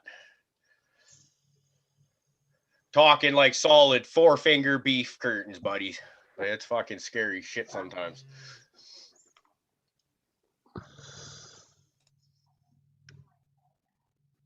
The look on Fluffy's face just made that worth it. That is not where I thought this show was going tonight. Dude, I was thinking how mortifying, like, we've literally went to, like, looking at DB's fucking feet. So, like, my wife can't hear what you guys are saying, and I was on mute, right? You guys are talking. Caribou says, "Oh, 4-inch beef curtains." I'm like, that makes me want some Arby's. And my wife goes, "Yum." Like, doesn't even know what we're talking about, but she's fucking thinks it sounds good. That just made my night. I'm gonna try to get it back together, man. This hurt me. Shit. Everybody's all excited for Arby's now. Never Ever been to had it. Arby's and then Better. not have fucking Arby's sauce? Because I have. Let me tell you, I've never wanted to burn a building down so bad in my life. Was Yeah, the sauce you know, that good or that bad? Well, like, yeah, let's just say this: you don't go to Arby's if they don't have Arby's sauce. Like, okay, like this is what you do: you go to Arby's and you order a roast beef sandwich. They give you 2 pieces of bread with roast beef in it. That's it. So it's like you can eat it like that; it'd be dry as fuck, or you can put some fucking delicious Arby's sauce. You know what I mean? It's like if you go, say you're in high school and you're super baked with your friends, you've been space cruising for 2.5 hours, listening to your favorite jams, and you're like, fuck, we have wicked dry mouth. But hey, we all have $2.20, right? Let's go to Arby's and each get not Arby's, let's go to Wendy's and get a fucking 99-cent Frosty and a 99-cent fucking French fry and dip that shit. And then you go and their fucking Frosty machine's broken, and you're like, that's it. Oh, do you remember when you used to be able to get like Arby's like 5 for $5? It was like a badass deal, man. And now you can't even like get a sandwich for like $5 at fucking Arby's. No, And it's not like it's real either. Yeah. I miss Although when burgers I were have to say made with cheap food. mealworm. Yeah, I have to say cheap Oh, hey. food's like bad though, because like man, I remember when like they did like dollar fucking Whoppers. A grown man should not eat fucking 10 Whoppers in one sitting just because Dude, he can. Just Like like that's not a 99. good idea. Yeah, like Big Macs for $1 on Mondays. Like that's, I mean, Big Macs make your fingernails hurt, but I got a mixed Just feeling makes about like Big that Macs, vegan dude. shit look so appealing. I'll have a Back Like every craving time I for go a to like Big Mac. McDonald's or something like that, like I'm telling you, like that vegan The second I shit's eat it, I regret it after I'm done eating it within 5 minutes, but I will still at some point crave a fucking Big Mac, knowing full well I'm going to regret it. I don't know why. And I have to say this, Spartan said he gets a gyro at Arby's Oh, yeah. with a mint shake. That is a fucked up like combination right there. A Euro is delicious, but I don't know about the mint Euro, shake. but with a mint shake. He's probably Yeah. onto something. You gotta get that the tahini on it. You need that tahini sauce. Yeah. I had one the other day actually, but not with a mint shake. I don't even think I could get a mint shake here unless it was a Shamrock shake, and that's seasonal. Yeah. Dude, those things Yeah. are good, man. Indica, bro. What's happening? Stop, dude. What are you smoking on, bro? Whatever it is, it's good. You're on that, Ross. I know. I can't even see his eyes. Oh yeah, the key lime kush. Yeah, the key lime kush has got me stuck, dude. I'm fucking feel great, no pain though. I feel good, man. Relax. Oh, is that the dab you took from the key lime, the squish? Yeah, Show it man. up. Yeah. Oh, I like the results just by looking at you. Oh, I feel really good, dude. Believe me. You look really good. I feel good, man. I'm just relaxed, dude, enjoying myself. Hell yeah, dude. What are you smoking on, man? What's everybody smoking on tonight? Yeah. Well, I've actually been pulling out of what Fluffy sent me still because I've been putting it in my little vaporizer, fucking Ariza Go, so it's been lasting quite a while. Nice. But I got some of that stuff I like to call Sky Rizzy or the Oblivious Portuguese that I got from my Portuguese friend who has no idea what any of the names are, which drives me up a fucking wall. But yeah, so I got some. I've been smoking on some Sky Rizzy. That's my official brand name for something. I have no idea what it is, which I believe is. I like it. Sounds fancy Stuff though. you got. What was your favorite? I like the Hawaiian, man. Like that shit was killer. Like it really was. But I mean, it's kind of tough to tell because like I'm just starting to play with the vaporizer with yours because I kind of hid them to the side, more of a personal thing. But I did roll like a few blunts with my dad, so it was real tough for me to actually enjoy the taste of it. You know what I'm saying? Because I rolled the blunt for my to smoke with my dad because he's a fucking bitch knob sometimes. I don't know. It's like, dude, just hit it out of this fucking vaporizer. Fuck's sake. Nah, my lungs can't handle that. You smoke blunts. Like, what do you mean? That's funny. Yeah, Yeah. that Hawaiian, man. A lot of people seem to be liking that one. So I'm gonna try to actually go ahead and self that one. See if I can get a seed run made of it. Probably get it up, get it out to some of us. Maybe do some playing around with it. That'd be awesome. That stuff was fucking stellar. I'm gonna say that you guys kind of suck because you make me want to grow my grow room into bigger and take on more plants. Like I've been so set in my ways for a few years, but now like after obtaining some things from you guys and everything, now I'm just like itching. I'm like, all right, maybe I should retire everything and try the new ones. Did you see the pictures I was posting up earlier there, Prophet? I'll fucking hook you up if you want to try something new. I got lots. Yeah, man. I have some, I got some new stuff. Some people sent me some stuff, but I'll definitely take some of what you got. But it's like, really, I have a limitation, but realistically, I could spreading some more plants. I would just, instead of 15, maybe I should do instead of 315 huge, 15-gallon huge plants, I should do half that size, but 6 5 gallons or something, where I can do some strains, But I'm still Yeah, up I in the just air. flipped into a 4x8, so I'm thinking I'm gonna probably triple the size of everything I got going around down here, so I can run some more planes. And because I Yeah, just can't bring myself to like fill one of my tents with like 1 gallons. I just can't do it. So I kind of draw the line at like flowering out in like 5 gallon. So if I want to get any kind of pheno hunt going, I'm just going to need space. So I'm going to suck it up. I'm going to get me a 4x8 down here. Hopefully, we're going to make room and we should be able to contain all the heat and shit. yeah. See, I'm doing it out of sheer jealousy because all you guys are running these strains and shit, and I'm looking at all these new strains and these picks, and I'm just like, yeah, I need to figure out something, you Bro, know. I mean, I can't even tell you, man. I used to be just perfectly happy running the 4 strains that I had and the couple, fucking every once in a while I'd pop a bag seed out of my old vial from shit back when I was a kid, and I was perfectly fine with my couple strains. And then I met all you fuckers, and next thing you know, I got to throw everything. Well, I always have It's my really two, fun.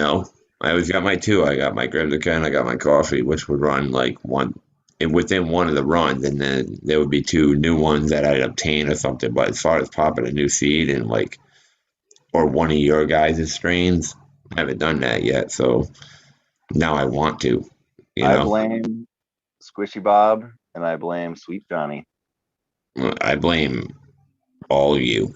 Okay, you all have great strains that you're running, different I just strains. love growing, man. They just want to keep popping and they keep popping on themselves, and I can't deny the plant from wanting to grow. So I'm not. I think It's not. everybody needs a bigger room. Yeah, that's always the Blame is the case, wrong man. word. Always need a bigger room, you know. Hell yeah, dude. I can't. I can't wait. Your house. Fuck. Man. I found a place down the street that the electricity's included into the rent, and like There's got to be a cap off. That's what I'm saying. Giddy up, What's going to be? motherfucker. All right, don't. But we're gonna find out. It's gonna be 10,000 watts. I'm just gonna have a bed in the middle of a bunch of fucking tents. Just put an AC in every window so that like he thinks you just like it cold. You know what I'm saying? And then you can kind of like pull away. Be like, oh, okay, my bad. Let me cut back some of my air conditioning. I'm driving down the street. I'll see like a big warehouse. I'm like, wonder what I can do with that. Bro, I've got a backyard that just looks like a field. All right. I mean, like a big field. And it just kills me that I can't just friggin' start chucking shit out there, man. I'm telling you, if I could One just day. if I wouldn't spank out this whole town I live in, then dude, I'll tell you, my whole backyard would be a giant hoop house. And I asked my old lady, and she said I could do it, but there's no way I could control that smell. See, that's why I said guerrilla style. Just start spreading them out. Did you say booth In a house? good 6-block radius, so they can't pinpoint you or anything like that. Even hit up like those little spots that have a tree growing out of it on the side of the concrete on the sidewalk. Like hit them all over the place, dude. And I'm willing to bet like there's got to be a percentage of the neighbors that would just leave them because they would know exactly what they were and just be like, oh wow, it's just appeared here. They're all over the fucking neighborhood. You know what I'm saying? Did you guys see that was an idea I had. Did you see that news article? In like Germany, the cops found like fucking like 46 plants or something like that up in like a series of pine trees. Like they were this fucking person had climbed up and like attached pots to the tops of these pine trees. So the fucking pot plants were just like growing up out of the pine trees. But someone found it in the park. Yeah, I think I saw something about that. Like somebody actually looked up. They were like, what the shit? Yeah, because there was like this, the tree was just like, holy shit, it has like 8 pots hanging from it, just like down half the tree.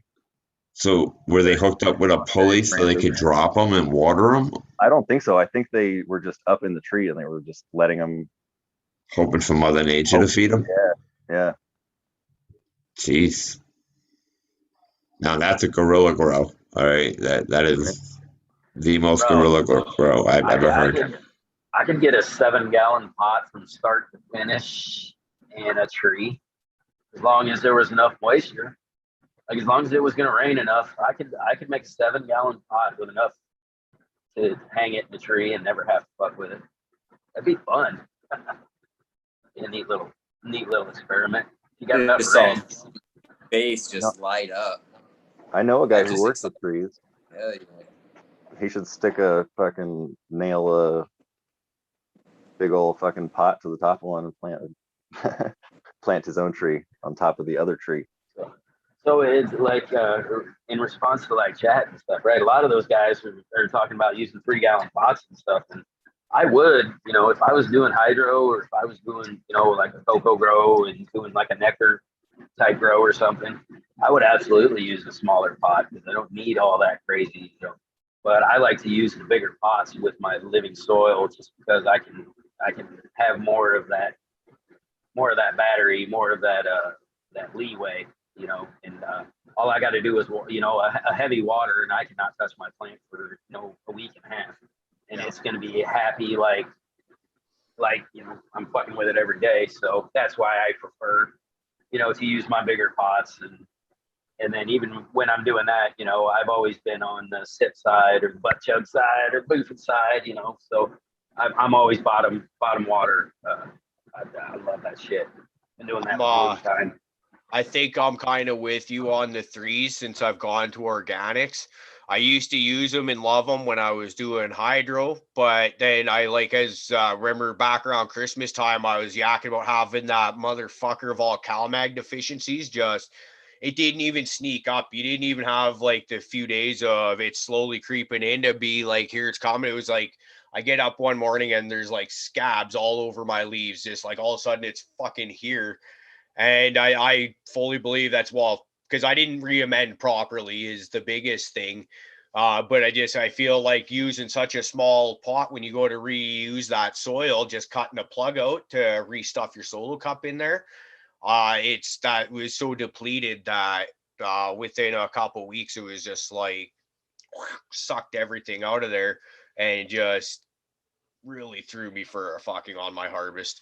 Because it was a lot of that shit. It was like everything I had went at the same time. I had stuff that was had just been flipped like a week before. I had stuff in veg, and it was just like I didn't even know what happened. I thought it was maybe something else, and then I was asking another buddy, and he was just like, "Yeah, how long have you been letting that sit there?" It was on like day 3. I was just that Sam scratching his ass again. That's that frog, boy. Yes, I am. We should probably do this like fucking have a time for this. That way we can prep. Well, I just think it needs to be louder. Like we need to figure out how to amplify that because I just hear I'm half deaf. I'll be the first to tell you that. No, I just hear that as like running power tools all day. It hasn't done anything positive for your hearing. Say again. Weird. Exactly. No, I didn't hear that. I said, you mean running power tools your whole life hasn't done anything good for fucking your hearing? That's so weird to me. Well, I wear earmuffs. They help a lot. Well, I'll bet you I think having a lifelong addiction to loud stereos is probably one of the biggest contributing factors to that. When I used to work at a sawmill at Williams Lake, you used to go to get your hearing tested every year. Well, I still do now that I'm into this industry. And my hearing got like slightly better every year for like 3 years, I think it was. And then I got my driver's license, and the first thing I did was spend $6,000 on a stereo to throw in the car. The 312s running off 200,000 watt amp I was talking about earlier. And then after that, my hearing slowly started getting worse. And then like even my house stereo for like bass, it's a concert level Mesa Boogie 215's fucking bass cabinet thumping the shit out of that. I figured out how to patch that into my fucking just regular house stereo amp. And now it was one of those awesome situations that like if I'm listening to Pantera the whole entire neighborhood is listening to Pantera, and they ain't just listening to it, they're feeling the groove, believe me.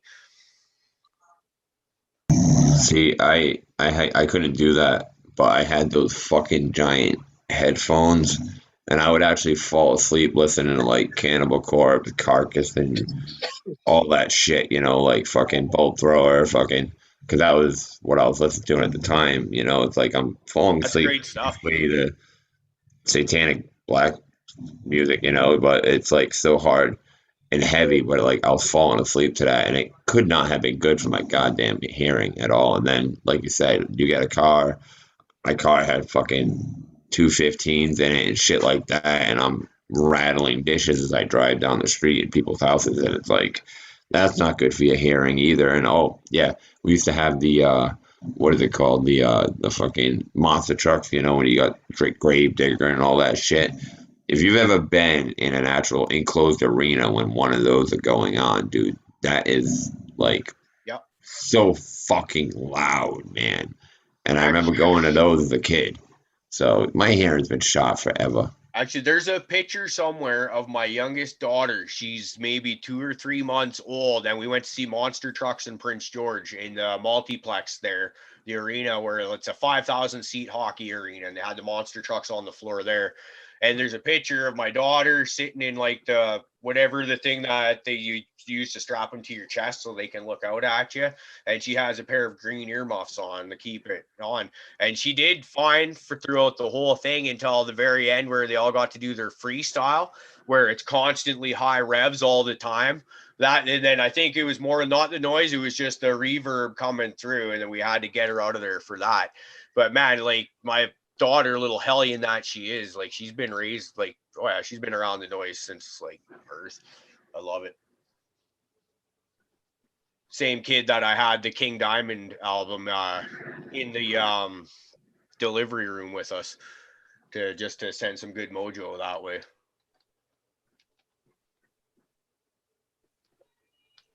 You got to remember, Spartan, Caribou lives way out in the fucking woods. Also, he lives in Canada where he can fucking smoke as much pot as he wants. So he can play his music loud and proud.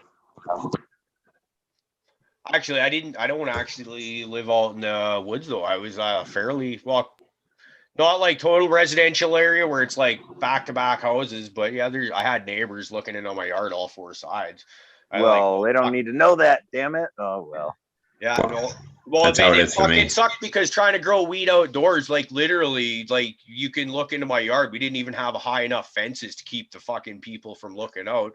So as I did last summer, as a show of good faith, I walked up my one fence line and I just kind of throw a couple of plants along the fence line because I knew the other guy was a weed smoker and just like, we'll see what happens. And then those plants never really did shit because I didn't care about them. There were some orange crush that I was just so unimpressed with, and these were clones off of it. But those were the distractions because over in the greenhouse with no roof on it, that's where I had my OG Kush and my hash plant, and that stuff was, yeah, it was fun. I could bang my music in the country. I could bang my music in the city, even though my neighbors were extremely close. But I cannot bang my music in the suburbs. That nope. Seems talk. Like, cannot. You're muted. Fluffy, you're muted. I know. Yeah, Okay. I saw that. I was just gonna actually say something about like in chat over here. Ziggy Gardens was talking about how he was, reusing his soil and stuff. And I think it was kind of an awesome way. He's just talking about take that stuff out, and just mix in your down to earth amendments, do all your stuff, and then re-roll your soil and stuff. And I used to do the exact same thing, and then it literally got to the point where I was like, well, why am I taking my soil out of my pots? There's got to be a way that I just don't have to fuck with any of this. So that's when I started doing like the no-till system, or a low-till system anyway. So I wouldn't say I even have a complete no-till, but I would call it like the low-till system. It's nice to be able to not fucking carry your pots down, all I got to do is cut a hole right back in and, you know, plug a new plant right in, do a little top dressing. I'm off to the races again. No, I don't lug around big bags, you know, or totes of dirt and stuff. So that's how I got into the no-till system. Yeah, I just wanted to address that in chat. I thought that was kind of neat. You were talking about that.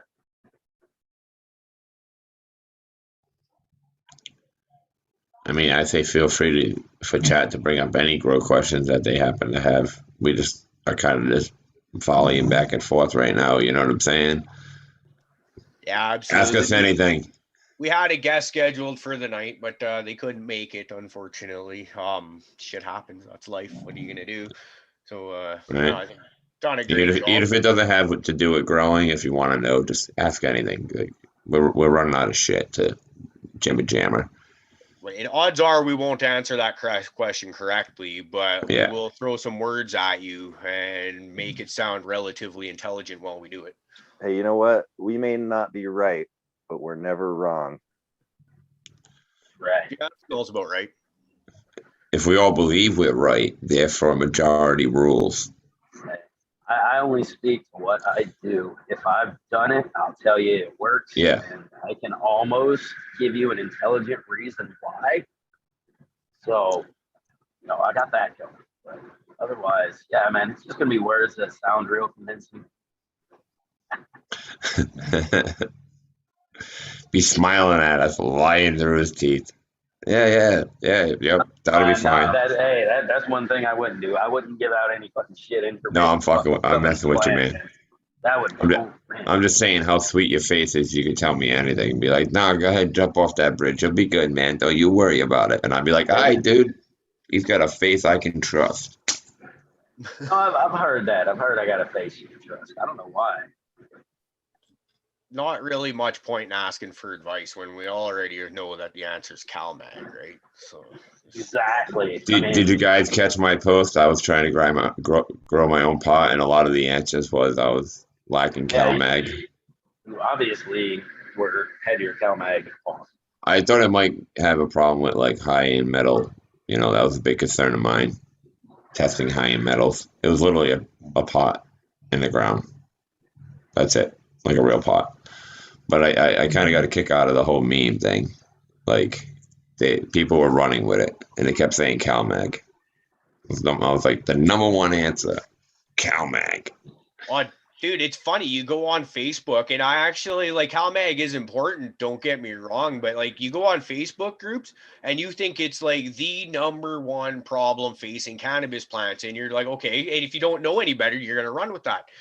And then you go on, like, somewhere like Cannabis, where it's like it's pretty rare you actually hear CalMag mentioned as the source of your deficiency. It's usually someone guiding you to something else. Now, whether those people are necessarily correct, I'm not going to necessarily say that. I'm just saying that CalMag isn't the culprit more often than not. It's usually like spider mites now, at least. I've never had a CalMag issue, to be honest with you. I mean, I feed CalMag every feeding, so I mean, you know, that's probably why I don't have an issue with it. When my stems turn purple, it's because I've left the plant in too small of a pot for too long, and I know it's starting to like really outgrow the pot, and that it's not a CalMag issue. It's kind of like a starting to root, you know.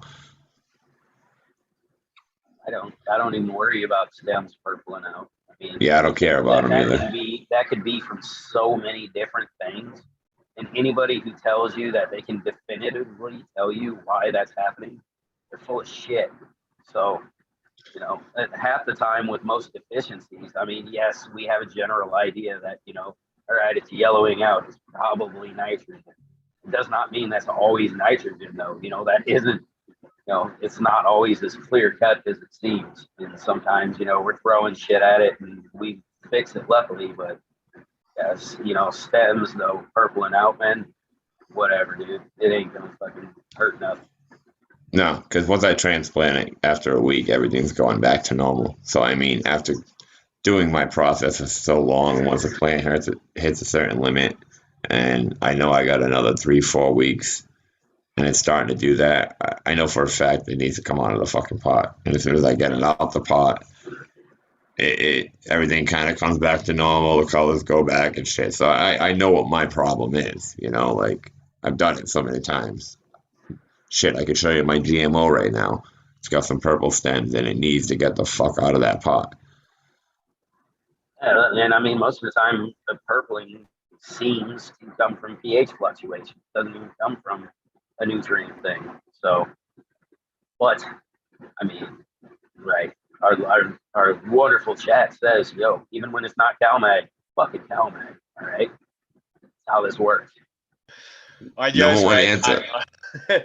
I was fucking down here pissing myself sequence and was already about to respond to that, and Fluffy got to. That's fucking hilarious. Why can't I maintain an erection? CalMag. Oh, obviously, duh. Well, That you is the need the answer to cal that. to keep it all nice and hard, right? All magged. Yeah, you need that cal to keep it up at that mag.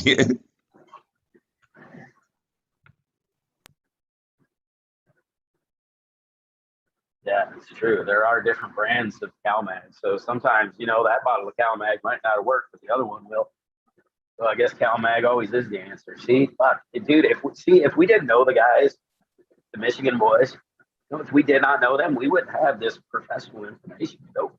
Oh, we'd be fucked. We'd be fucked. No, Completely. yeah. I mean, Dude, they're sitting there Googling right now while we're talking, all right? Don't I let them know, fool they're you. making They're a- Googling on their phones, but, you know, what other could it be and shit, you know? I know how that works. I was doing it during their show.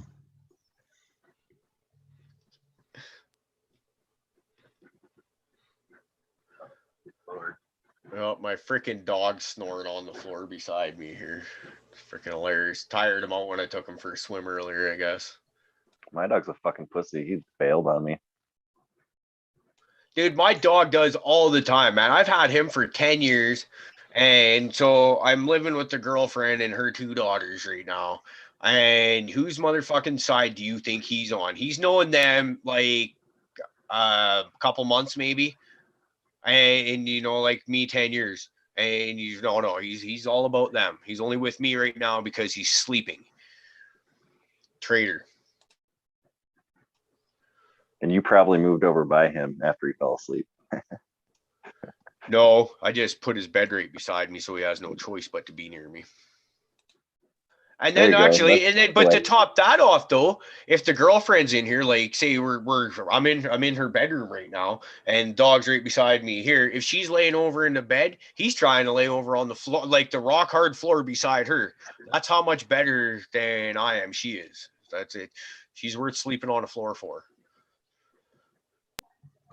My dog spreads around because she's got like 5 beds. So it's like I get up in the morning, she stays in the bed with my wife until about 10. She gets up, takes a piss, and she goes into the bedroom with my girlfriend. And then at like noon or whatever, she'll come out, hear my dad, take a piss, and then, you know, I'll go downstairs, smoke a blunt with my dad, and then she'll lay with my dad, and then she'll end up laying with my son. Like, she goes all over the place. Like, she is legitimately looking for somebody laying in bed so she can jump up and cuddle with them. That's all my dog wants to do.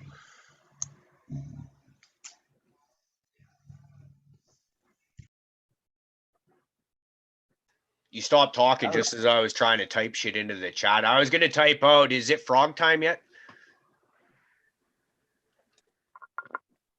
It's always frog time.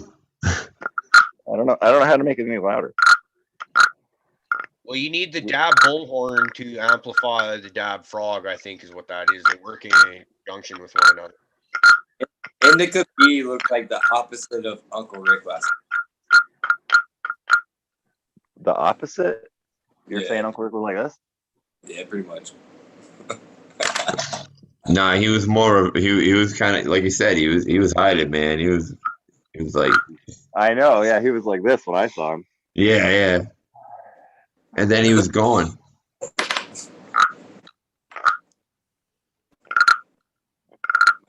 My cat's looking around like, what the fuck is that? I think He's there's still a frog high in off there, dude. fucking Mushroom? seizure medicine yesterday.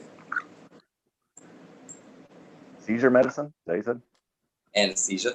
The cat got a fucking bunch of teeth taken. He had nothing else, I guess. He was running the streets. He's a fucking youngster getting into trouble. Did he Shit. put him under his Bro, poor pillow? Gary's in a bad way, man. He's good though. Good old Gary. Fucking half an ear, fucking no teeth. Boy's had a rough life, man. Fucking stays baked, I'll tell you that much. You need to start giving that cat tincture. Like I after got just hearing what I heard, like that poor cat needs to be high all fucking day, man. He deserves it. Put a little bit of oil into his food, so he took a good nap. Hey, hold on. What we got here? Painted Lady is saying, why did we not discuss Bees' eye tricks last night? What's up, Bees? I don't know. I didn't know I had eye tricks. I can like.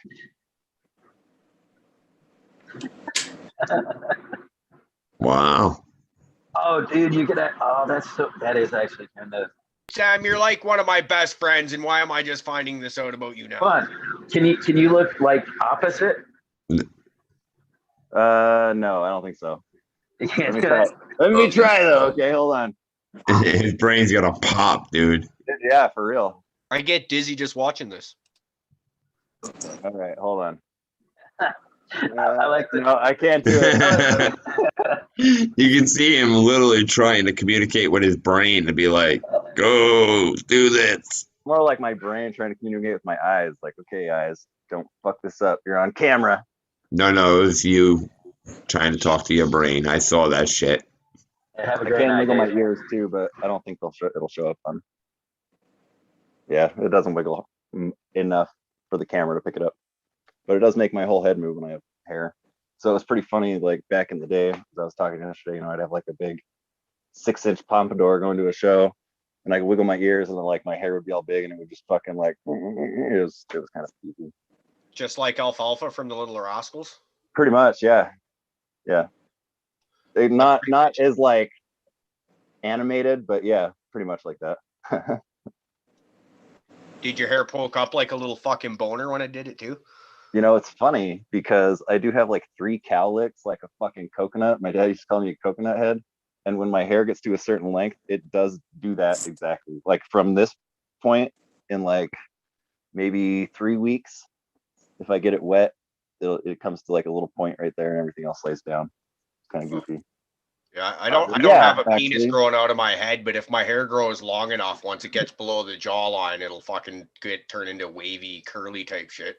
Also, coincidentally, my first wife's name was Darla, and I do hate her fucking guts, and I hope she freaking dies. I'm with you. Just like the movie. Utah. First Yeah, I hate her too. I don't even know her. Yeah. Oh, Beast, I was just thinking about your hair, and I was just thinking, like, up until like 3 years ago, I actually like would give myself like Liberty spikes on the weekend. I had a mohawk, and my shit would be like about 1.5 feet high. I stand that shit straight up, bro. When I went to concerts and stuff, it was great. Yeah. Hell yeah. How do you keep it That's up when like I knew that? a fucking concert was coming up, man. I'd grow my fucking goatee out so it was nice and long, fucking have big Liberty spikes, fucking hit the pit and get down. I always used hairspray and a blow dryer. Really? I used gelatin to get mine up. I never got 1.5 feet like you, Fluff, but 10 inches was about as best I did with Liberties. Elmer's Some of Elmer's these new glue, fucking- man. Yeah, fucking Elmer's glue. Elmer's glue. They like I could get it, like that. Fucking. But Like the Did shitty it part look like was dried cum stains in your hair? with hairspray and a blow dryer. You can get a gotta dry smear one. it out, I thin it out and it's not so bad. Yeah, I mean, don't try Gorilla Glue. It doesn't work out well. Yeah, Elmer's glue. I heard straight that up. rumor. Yeah, it's true. But yeah, Elmer's glue, but it takes like I use the Got to Be Glued, and I put that I use that to do that a lot of times, boy. But to get it out of your head, you got to use some pretty hot water, like almost burning your scalp type shit to dissolve that fucking glue, because that's glue, man. Like the Got to Be Glued, I was pretty impressed.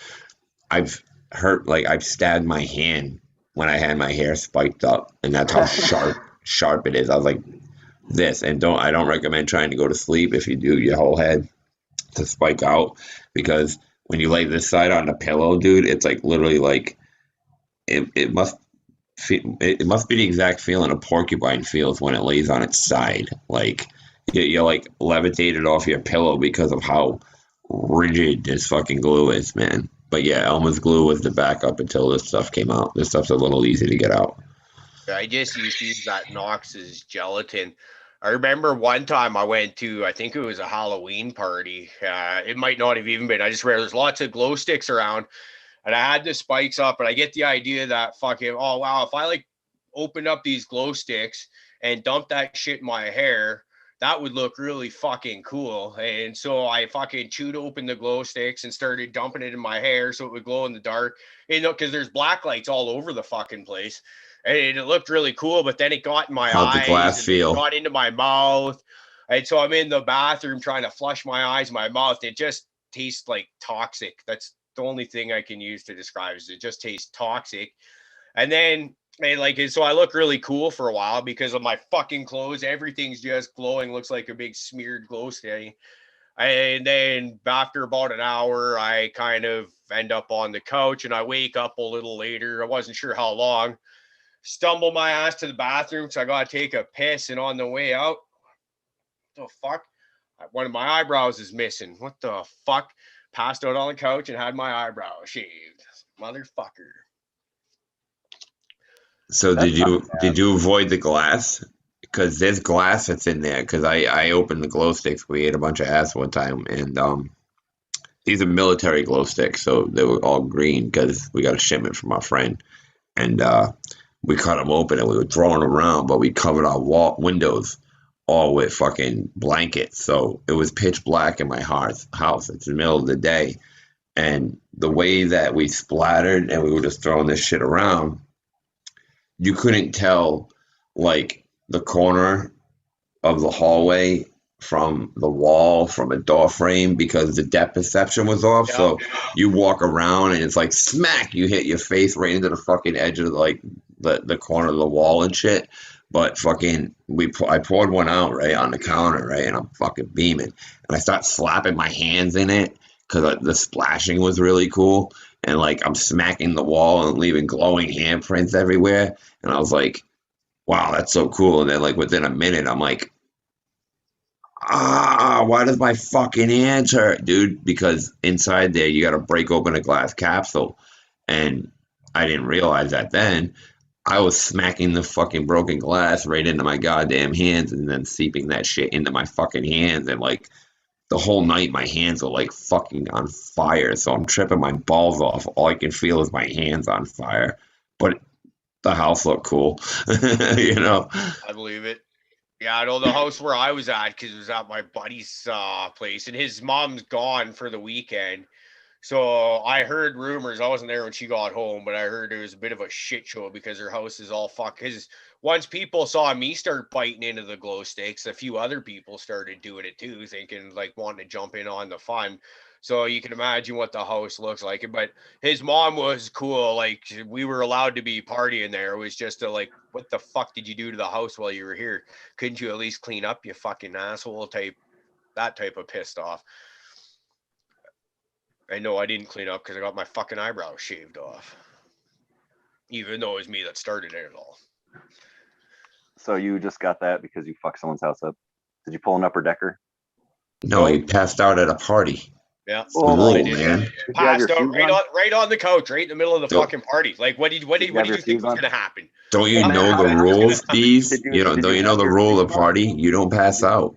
Did you have your How do shoes we on? like virtually do that? To That Rick? is the rule. That's why I'm asking. Our rule was if you had your shoes on and you passed out, fucking you were game on. If you passed out with your shoes off, that meant you had to fucking take your shoes off, which most of the time meant you had to unlace your like 14i Doc Martens.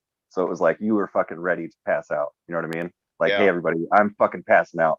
So then let me just speak from experience. One time I got so fucking shit faced drinking moonshine and talking shit. I broke this fucking lady's coffee table, puked in her work folder, and then I passed out. Still had my boots on and everything. I was so fucking shit faced. And then So I wake up the next morning, like nothing's happened, right? You know, I don't have anything on me. I'm like, oh, okay. Like I expect to have gotten drawn on or something, but nope, I don't see anything. You know, I'm looking at myself. Okay, so I go in to fucking go to the bathroom. I'm so hungover. I don't turn the light on in the bathroom, nothing. Fucking go and wash my hands, fucking splash some water on my face, you know, splash more water on my face, look down, and my hands are all fucking black. And I flipped the light on, and they had like colored me with paint markers everywhere that I couldn't see. So like like anywhere I couldn't see. So like just up on my sleeve a little bit, and like my entire body, and like not my nose, because I would have seen cut it, because I could have seen that, you know what I mean? And like circles around my eyes. I was just all fucking black, colored in my ears and my belly button. Like I was stained for like weeks, but I learned my lesson. Not See, to act cool and not I've hung to. out with gutter punks, man, and they were all drinkers, and I was the only one that would eat an acid and shit. So fucking, they were all passing out around me. You know, I was never the one to ever pass out. I was usually up watching the sunrise and then walking 2 hours back home because I was still beaming. Yep. So, you know, I actually made it through without ever getting drawn on. But I love hanging out at a gutter punk party because you know for sure there's a couple of things that are gonna happen. A fight, Yep. people are gonna get drawn on, and somebody is probably gonna shit themselves. Hopefully. Yeah, All hopefully. of those reasons are the same reasons I used to hang out at like the biker bars back in the day. Outlaw, man. I've shit myself drinking tequila before. I've never shit myself. Thank you. The good thing about that though is we're camping at a lake, and we're fucking like all fucked up on tequila, obviously. And I wake up my tent and I shit myself in my sleep. This is horrible. But I just grabbed the shampoo and body wash and went for a swim in the lake. So at least it was an easy scrub off. Well, if we're being honest, wash my ass off. Yeah. Last Dude, time I shit my pants, I was 5 years old. I still remember like it was yesterday, though. Unfortunately. I don't shit my pants, thank God. I was in my mid-20s. Nice. I mean, one of the parties I was at, one of the dudes at the time that shit himself, believe it or not, and I didn't quite understand it. He was wearing white pants, and then freaking me and my boy helped him get home, so he didn't have to sleep on my friend's couch. You know what I'm saying? Because he shit himself while he was like passed out on the floor. So we walked him home like 8 blocks. You know, like I got one arm, he's got the other arm. This dude literally reeks of shit, and all down the back of his fucking white pants, nothing but shit. Like I can only imagine if a cop drove by us at fucking like 1:30 in the morning. We're like walking this dude home, you know, covered in shit. Has he been drinking? Nah, he just not feeling well off. So that's all. Oh, there's some amazing comments right now. Oh my god. So very good question. Hurt Albertan wants to know, was it squishy or was it a full loaf? Fuck, you guys got good timing because once again, I was just answering that question, and the answer is pretty much like a full ass crack load of peanut butter spackle. Like, my hand had to get fucking dirty to scrub that shit out, and I was using like seaweed and stuff, like grabbing it out of the lake, and like, you know. Well, fucking, that's gross. I had poop on my hands. I had to scrub it out somehow. I'm still trying to decide whether I should tell this story or not. Yes, you should. We're being honest. Don't be a bitch, dick pic. All right, so this one time I had just started living with this chick. She went out of town and I was really bored and I got like super fucked up one night and stuff like that. And so like I fall asleep. Well, really, I just passed the fuck out on the end of her bed. And I guess like my feet were like hanging off. Adios. Who's out? Peace. And so I wake up the next morning to somebody screaming my name. Steve, you know, yo, you shit the bed. I'm like, what? And like, it wasn't just like a little shit. It wasn't like train spotting bad, but like, yeah, it was it was bad. And like the really bad part was like her sister was coming up to meet me like up the stairs in like the next 5 minutes, and like so I had it was just that was she still stuck around for a while after that. Like, what the fuck is wrong with people? Okay. I remember one where I didn't actually shit my pants this time, but you know, like when you get blackout drunk and then you come to. And I mean, we're over at my buddy's girlfriend's house, and this guy was one of the best men at my wedding. So, like, we're good buddies. And we're in his girlfriend's basement, and I come to, and I'm taking a shit. And then I realize that, fuck, I'm not in the bathroom. This is a chair. And it's like, you know, those like hard plastic lawn chairs that they cost like $5 or whatever. The legs don't fold up or anything. They just sit there and break really easy. It was like one of those. And to go to, and then I was like, come to, like my buddy that I was at his girlfriend's house. He's one of the best one punch people I've ever fucking seen. I'm like, oh my God, Ty's going to kick my fucking ass for this. And so I got to clean it up, and it's pitch fucking black. I can't see what's going on, but I can kind of stumble my way to the bathroom, get some toilet paper. And I'm fucking cleaning underneath the chair, like as if there was a fucking hole cut in it, like I was shitting in an outhouse or something like that. And it's definitely, there's water down there. So I was obviously pissing while I was doing all this. And like, there's no poop. Like, what the fuck? And then I realized, oh, I know you shit on the chair, you drunk dumb fuck. And so I cleaned that up probably just slightly and go and flush that, whatever, clean myself up, pass out, and then get the fuck out of there as soon as I wake up. And then it was a couple of years later that, like, after him and her broke up and shit like that, that were talking about this. And he's just like, oh, I remember that. Kelsey was so fucking pissed. She fucking knew it was you. And I was telling her Brad wouldn't fucking do that. And just like, yeah, Ty, that was me. But see, the good thing was they were broken up. So I didn't have to get fucking my ass kicked for that. So, because yeah, he said the chair was just smeared with shit. And I think they threw it out because they didn't want to clean it.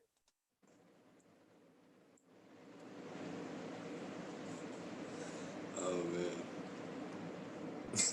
I think those are the only 2 times I've shit myself while drunk or had weird poop episodes. I'm usually pretty good about it. Oh man, I don't ever. That's why I don't ever fart on mushrooms anymore. Yeah. Scary. It's scary. Just don't know. You know what I mean? The gambles, dude. Yeah, the gambles. Life's many gambles are there. Yep. You know, poop's kind of like blood. I'll just leave it at that. You interpret that any way you want. I think this is the first time where we've seen like even Prophet just going, holy fuck. It's like I have, never mind.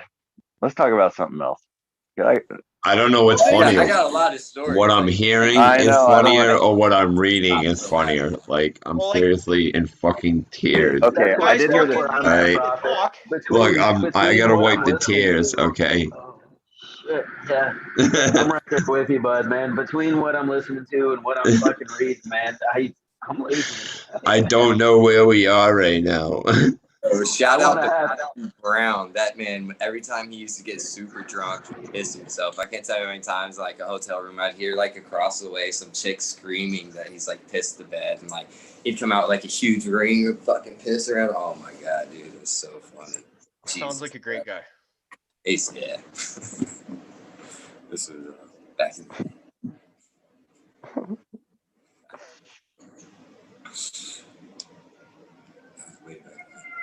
You know, one of these days we're actually gonna have a cannabis show. It's gonna be great.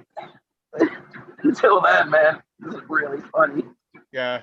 Yeah, one well, of these it's not days. going to be anytime soon because next show is a Friday night, and we don't say anything intelligent on a Friday as a general rule. Luckily, well, that's not what Fridays are for. Yeah, and then Sunday we just kind of are waking up, and you know, I don't know if we really have a topic either. I'm usually more wired than the rest of you because I've been up a little longer. It just seems that way because it's like 9 o'clock for me and not 6 o'clock, you know? But I like the wake and bake shows though, because like, I love them. This part it usually is an actual wake and bake for me. There's like oftentimes I'm up at about 4. It starts at like 6. Every once in a while I sleep until 4:30 and I'm only up like an hour and a half. Start smoking as coffee's made, and within an hour and a half you're on the show. Yeah, it's pretty good. That's close enough. Yeah, no, my 9 o'clock's great for me. I mean, because I'm not one of those, like, even if I woke up at 6, I wouldn't start smoking until probably about 9 anyway. Caribou, I think chat nailed it, man. I think we need to name this literal shit show. Literal shit show? Literal shit show. Okay. That's awesome. I'll do that right now. Her and Albertan cracked me up, dude. That is fucking. Yeah, that shit was fun. I think that was one of the things I was laughing at. Yeah, it's funny. No, what Painted said seriously was asking if this was a confessional right now, and I was just like, "Oh my god, this is the worst confessional ever." Imagine being a priest on the other side having to hear this shit. Yeah, that ain't nothing compared to what they do. No, I hear you, but it's just like, why are you even here, dude? Well, I feel as though I've shit myself and it's a sin, man. I gotta confess to somebody. I'll tell you what, this really kind of turned more into the Friday show than the Tuesday show. Well, I mean, we talked earlier, and if we had our guests, we'd be a little more on track. But yeah, this wouldn't have happened had he showed up. I just read like the best comment I've seen in a while, though, from Blue Kiss Gardens. My first Caribou Heart TV show left an impression, and yeah. Oh shit! I don't know if we should apologize or say you're welcome. Yeah, I'm at a 50-50 right now. You know what? I'm always the guy who apologizes for our shit, so I'll go ahead and say I'm sorry, and you guys can go ahead and say not the first. But you guys see that? There it is. You need to refine this show, Tuesday Night Toke, the literal shit show. So. That's sweet. Make sure you tell your friends. Beautiful. I usually don't apologize for anything, so don't expect it. I don't know. It's fuck whatever, man. Fucked up shit happened when I was young and drunk. I haven't had a drink in almost 3 years. Not me anymore. Who cares? And if you can't fucking laugh at yourself after shitting your pants, then what the fuck, man? Because that's funny. That is funny stuff. Yeah, bro. If you shit your pants and you do not make that into a funny story somehow, like you probably are a very miserable person. Yeah, you have no sense of humor so whatsoever. What about the time I shit my pants at work? Now, this is only a one-time thing, but like we're sitting there now. Anybody in Williams Lake area, if you've ever been by the Mount View store, it was up by there, just across the street in the parking lot area. And our bucket trucks are parked up there. And I'm taking a piss, and you know how you fart sometimes, and holy shit, that wasn't a fart. I was hungover, guys. So I was like, well, the store's right there. Well, okay, and it's winter time. I should probably add snow, frost, and ice everywhere. So I kind of do the fucking little kid just pooped himself, shuffle over to the store. It's about 100 yards away. And I kind of shuffle in the bathroom. Can I get the keys? Because you needed a key. And the lady, I was like, I hope I don't smell bad as I'm going in there. I remember that. And then, I left my fucking, I couldn't flush them down the toilet because I'm probably going to clog the toilet and somebody's got to clean that up. That's just rude. So I stuffed them in the garbage can and somebody had to, I don't know how long it took to change the garbage, but that's that story. That's it. I'm done. I got no more poop stories. Okay, so I used to work for Discount Tire, right? We closed at 6 p.m. We were sitting there one night. The shop was all swept up. We were waiting in the showroom, waiting to close the doors and lock everything up. We see this dude. We shared a parking lot with a park and ride. Okay, we were like right next to the freeway. So we see this dude come from the park and ride, like pretty much walking just as fast as he can, right, to get to our, like stiff-legged, like his knees aren't bent, like, he's all stiff. You can tell, like he's fucking pinching it off hard. So he just comes right in. I mean, he's got like 2 minutes till we close. We're like, oh, hi, can we help you? And he just like, nope, just, and just walks right past us, goes to the bathroom, fucking like is in there, not very long or anything. We don't really think anything of it. And then he fucking, he just comes out, doesn't say anything. Bye. like walks out, takes 2 steps out the door, and fucking bolts. We think it's the weirdest shit ever. Next morning we come in, and our boss, you know, we're all there. We're opening up the shop. Our boss goes in to fucking wash his hands in the morning. Goes into the men's bathroom, and it smells like shit, total shit. He's looking around like, what the hell? And fucking the toilet. There's nothing in the toilet. There's nothing in the sink. He fucking opens up the, you know, the toilet, or the, excuse me, the garbage receptacle, and there's just fucking like mustard streaks down all the sides. And he's like, what the fuck? And he, he opens it up, and inside the garbage bag is the dude's underwear and his socks.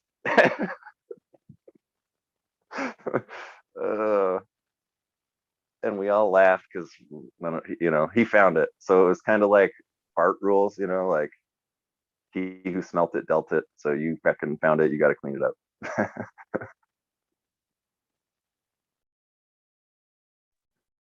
Dude, not too long ago, you know, weird shit like that. My son was telling me a story about, so he worked at a bowling alley.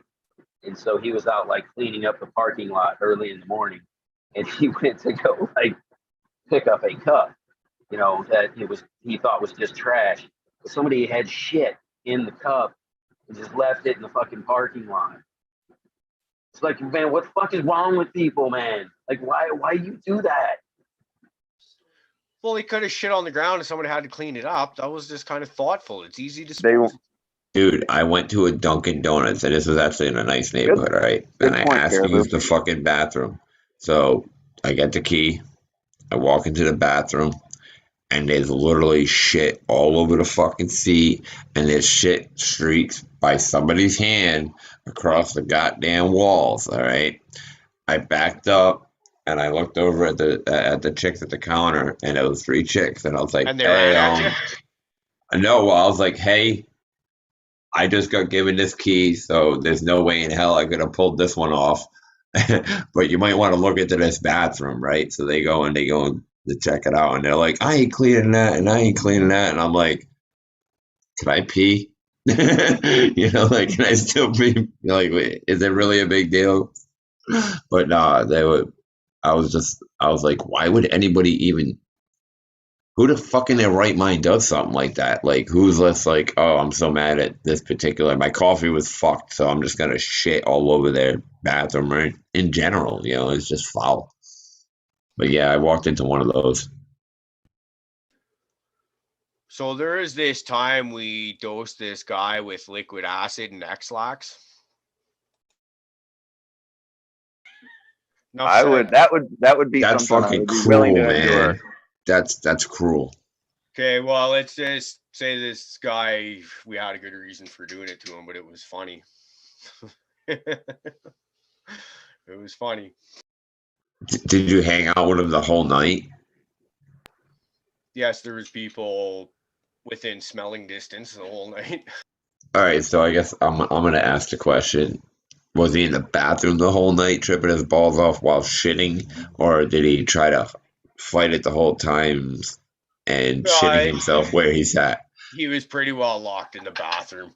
We didn't go crazy high dosage and give him like fucking quads or anything. We gave him quad, and you know, it was just, this guy's a fucking dick, right? And he did some not cool stuff that I can't go to on the show, but right.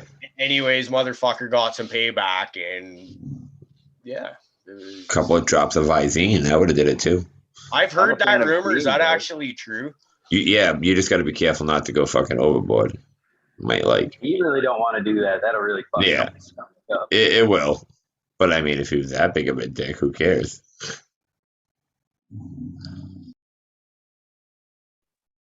I'd rather just go to their house and do an upper decker. You know what I'm talking about? In addition, has anyone actually done that? You want to do an addition? I have. It was awful too. Why am I not surprised you have? I don't know. Okay. What's an upper decker? All right. I don't know. Taking a shit in the tank of the toilet. Oh, okay. Yep. I have not done that. That's too much effort, man. Way too much effort.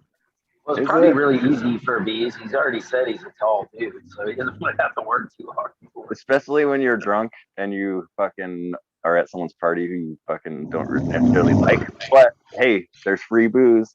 I pissed in house plants. Don't get me wrong. Oh yeah, me too. You know, like, and I thought that was fairly considerate of me because I was like, hey, it's just nitrogen. Yeah, fucking. Mm-hmm. Yep. That plant needed water anyway. I just read a message from Captain 420 saying he needed this before he's off to immigrations today. Going off to work there. That's fucking hilarious.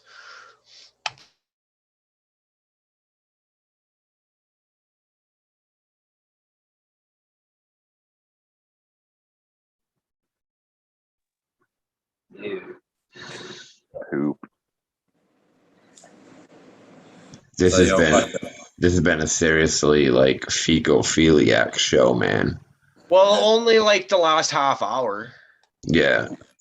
Anybody else got anything else to talk about other than bodily function? Lucas Garden asked who the hell are these people? We're just a bunch of idiots who decided we thought it'd be fun to jump on YouTube. We originally started with a podcast about, you know, growing cannabis, breeding cannabis. It has evolved into this. But it's awful fun sometimes. Now we talk about some shit and some stuff. Yeah. And things. And we grow cannabis every once in a while. Turns out pretty good every once in a while. Yeah, man. Like I said, man, we probably grow some of the okayest mids in the game. Absolutely. Yeah, I'm proud of my mids. Exactly, man. Hey, that shit Stony Rockefeller dropped off has got me scared. Feels like Play-Doh, but without the salty. That's fucking hilarious. The mic's on. So what is that? Oh man, I got So the girlfriend's daughter fucking knocks on the door, walks in with this little bowl full of cookie dough that she made. And it's eggless cookie dough with what is that, Smarties? And with M&Ms in it. And it's got a weird texture to it. And well, you've heard the rest. That almost sounds like a good combo, though. I want to make those cookies. Smarties cookies. Yeah, dude, with Smarties and M&Ms. I would add that into a sugar cookie.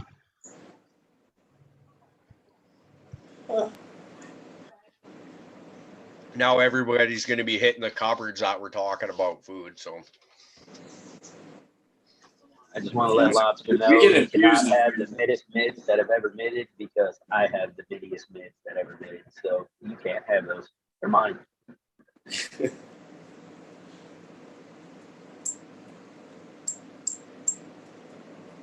Fluffy, get off the fence. You can't have it. You gotta fucking.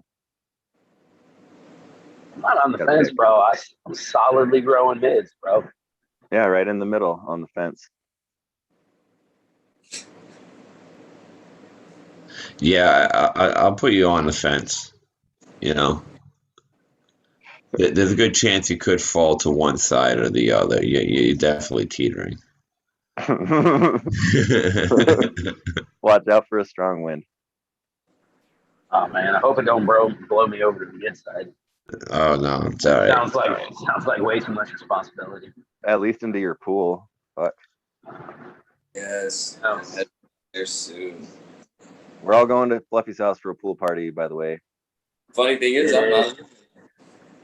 Is your pool heated, Fluffy? Otherwise, I'm not jumping in the motherfucker. It's got to be like 98 degrees. Bro, it ain't till summer anyway. How deep is it? That's what I want to know. All my friends live way far away in a different country. That sucks. I'm on the East Coast. Everybody else is in the middle of the country. At least they're in the same country. Yeah. Nowadays, that doesn't really fucking matter. Well, yeah, it does. They could be 2 states away. Yeah, pretty much. Because if it was just states, I would have no problems crossing borders. Right now, I need a passport. That is the thing that if I get caught doing shit there, that stops me from coming back because I did illegal shit to get there. I need what do they call them? Coyotes? Yep. Yeah, I need one of those. That'd be all right. A Canadian coyote. I don't even know if that's wouldn't that be just called a caribou? Yeah. Caribou's escort services. The caribou first.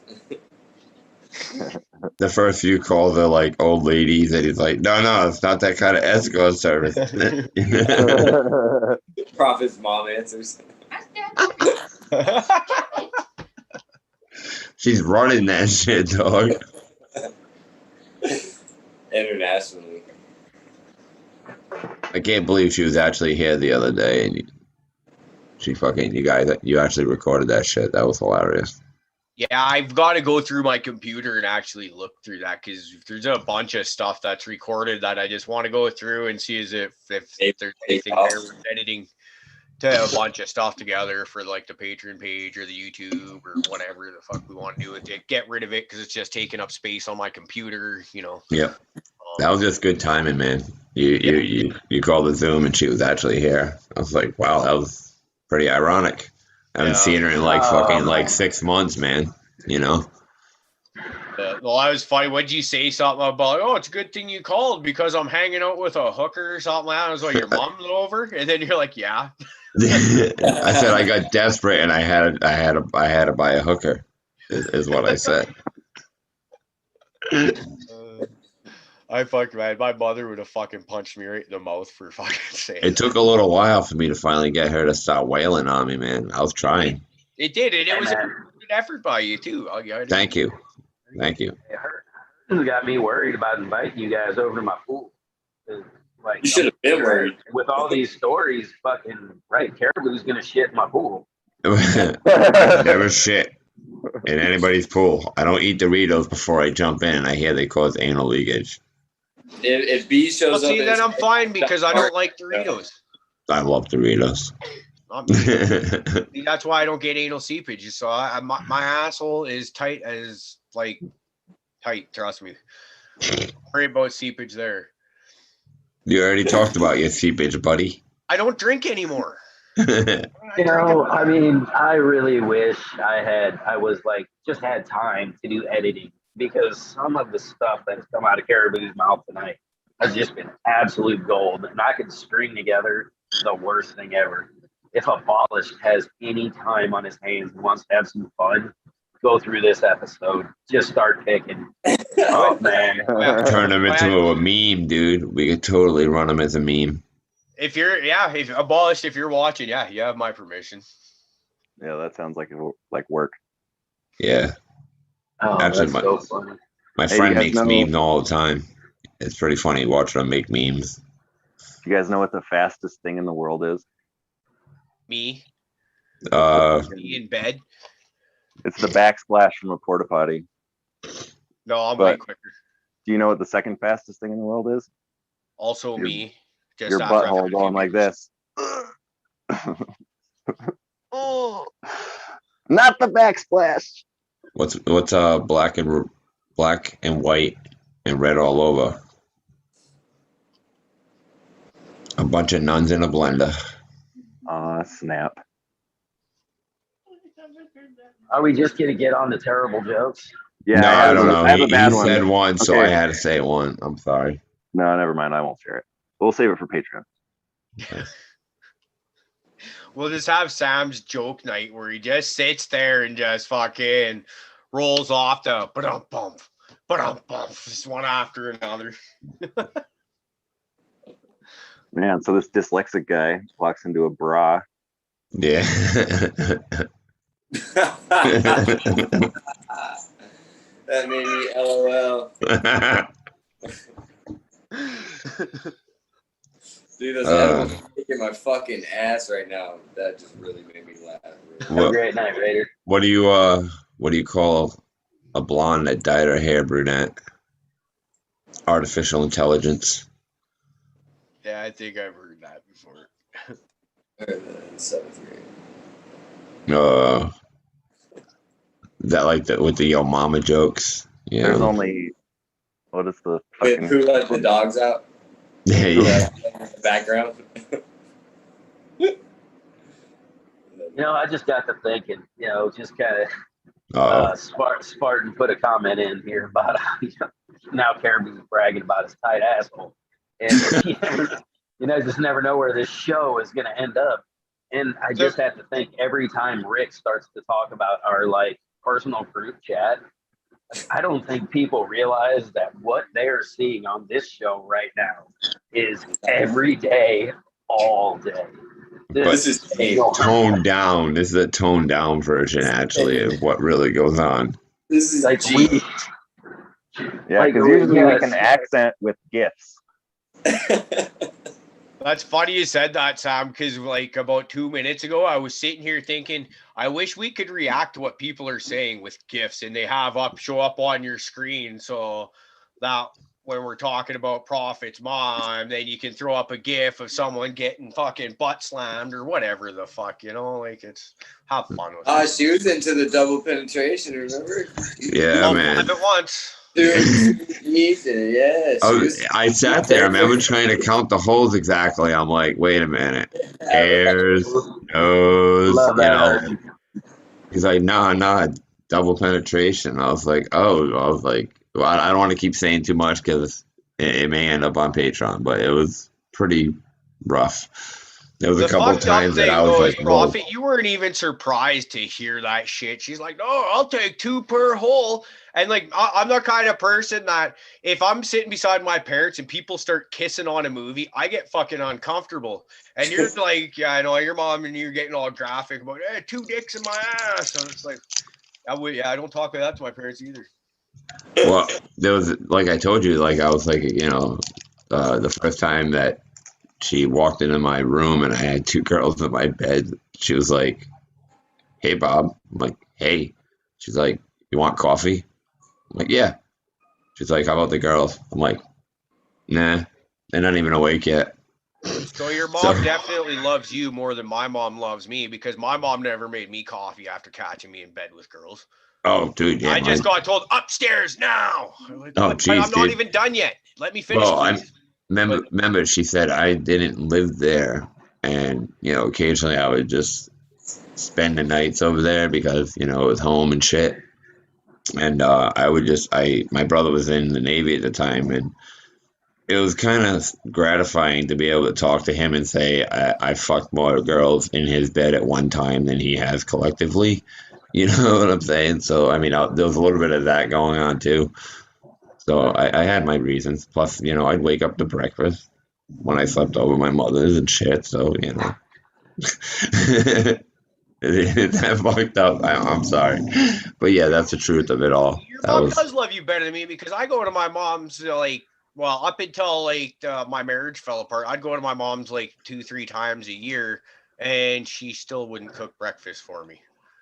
And now I go there and she feels sorry for me and she still doesn't cook breakfast. Dude, my mom, I could call my mom, no word of a lie, and be like, I just killed a bunch of people. I've got fucking 20 kilos of fucking, whatever it is. I'm running from the cops. Pick me up here. Get me across the border. And my mother would be like, boom, and grab me and get me out the border. She wants the 20 kilos of cocaine, of course. No. She take 5. All right. She's got to understand I'm going to have to obviously make something to keep going. She's not dumb. She knows the hustle. But yeah, no, my mom's ride to die. Crazy, crazy woman. Should not have had kids. I disagree, because if she didn't have kids, then we wouldn't have you fucking lighten this all up. I fucking love having you around, man. Life's been better since Prophet's been around, I can tell you that much.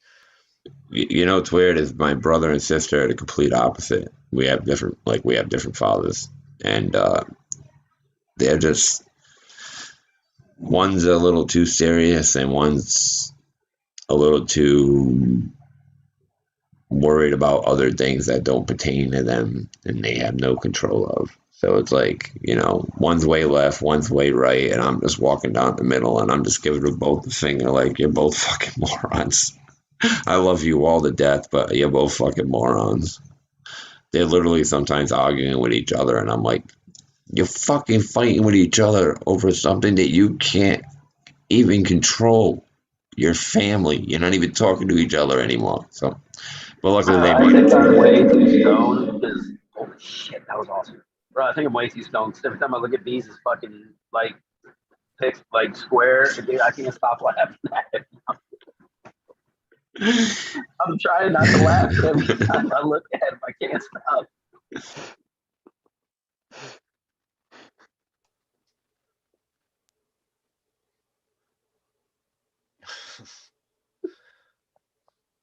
Oh, I fallen and I can't get up.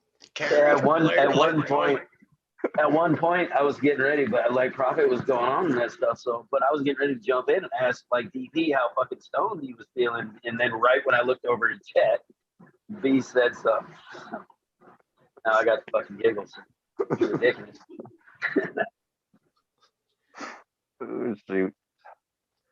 Oh, shoot. Shoot.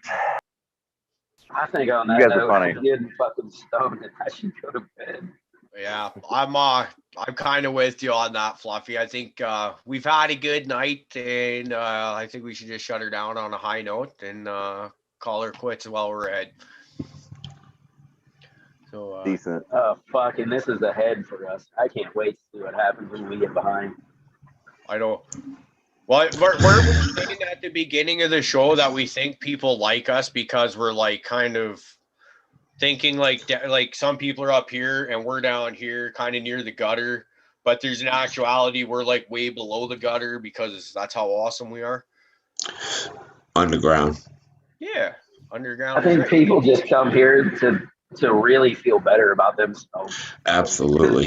And It's we like are one of definitely those probably things. some mental help here. We are definitely making people better about their mental stability and how they feel mentally after watching us.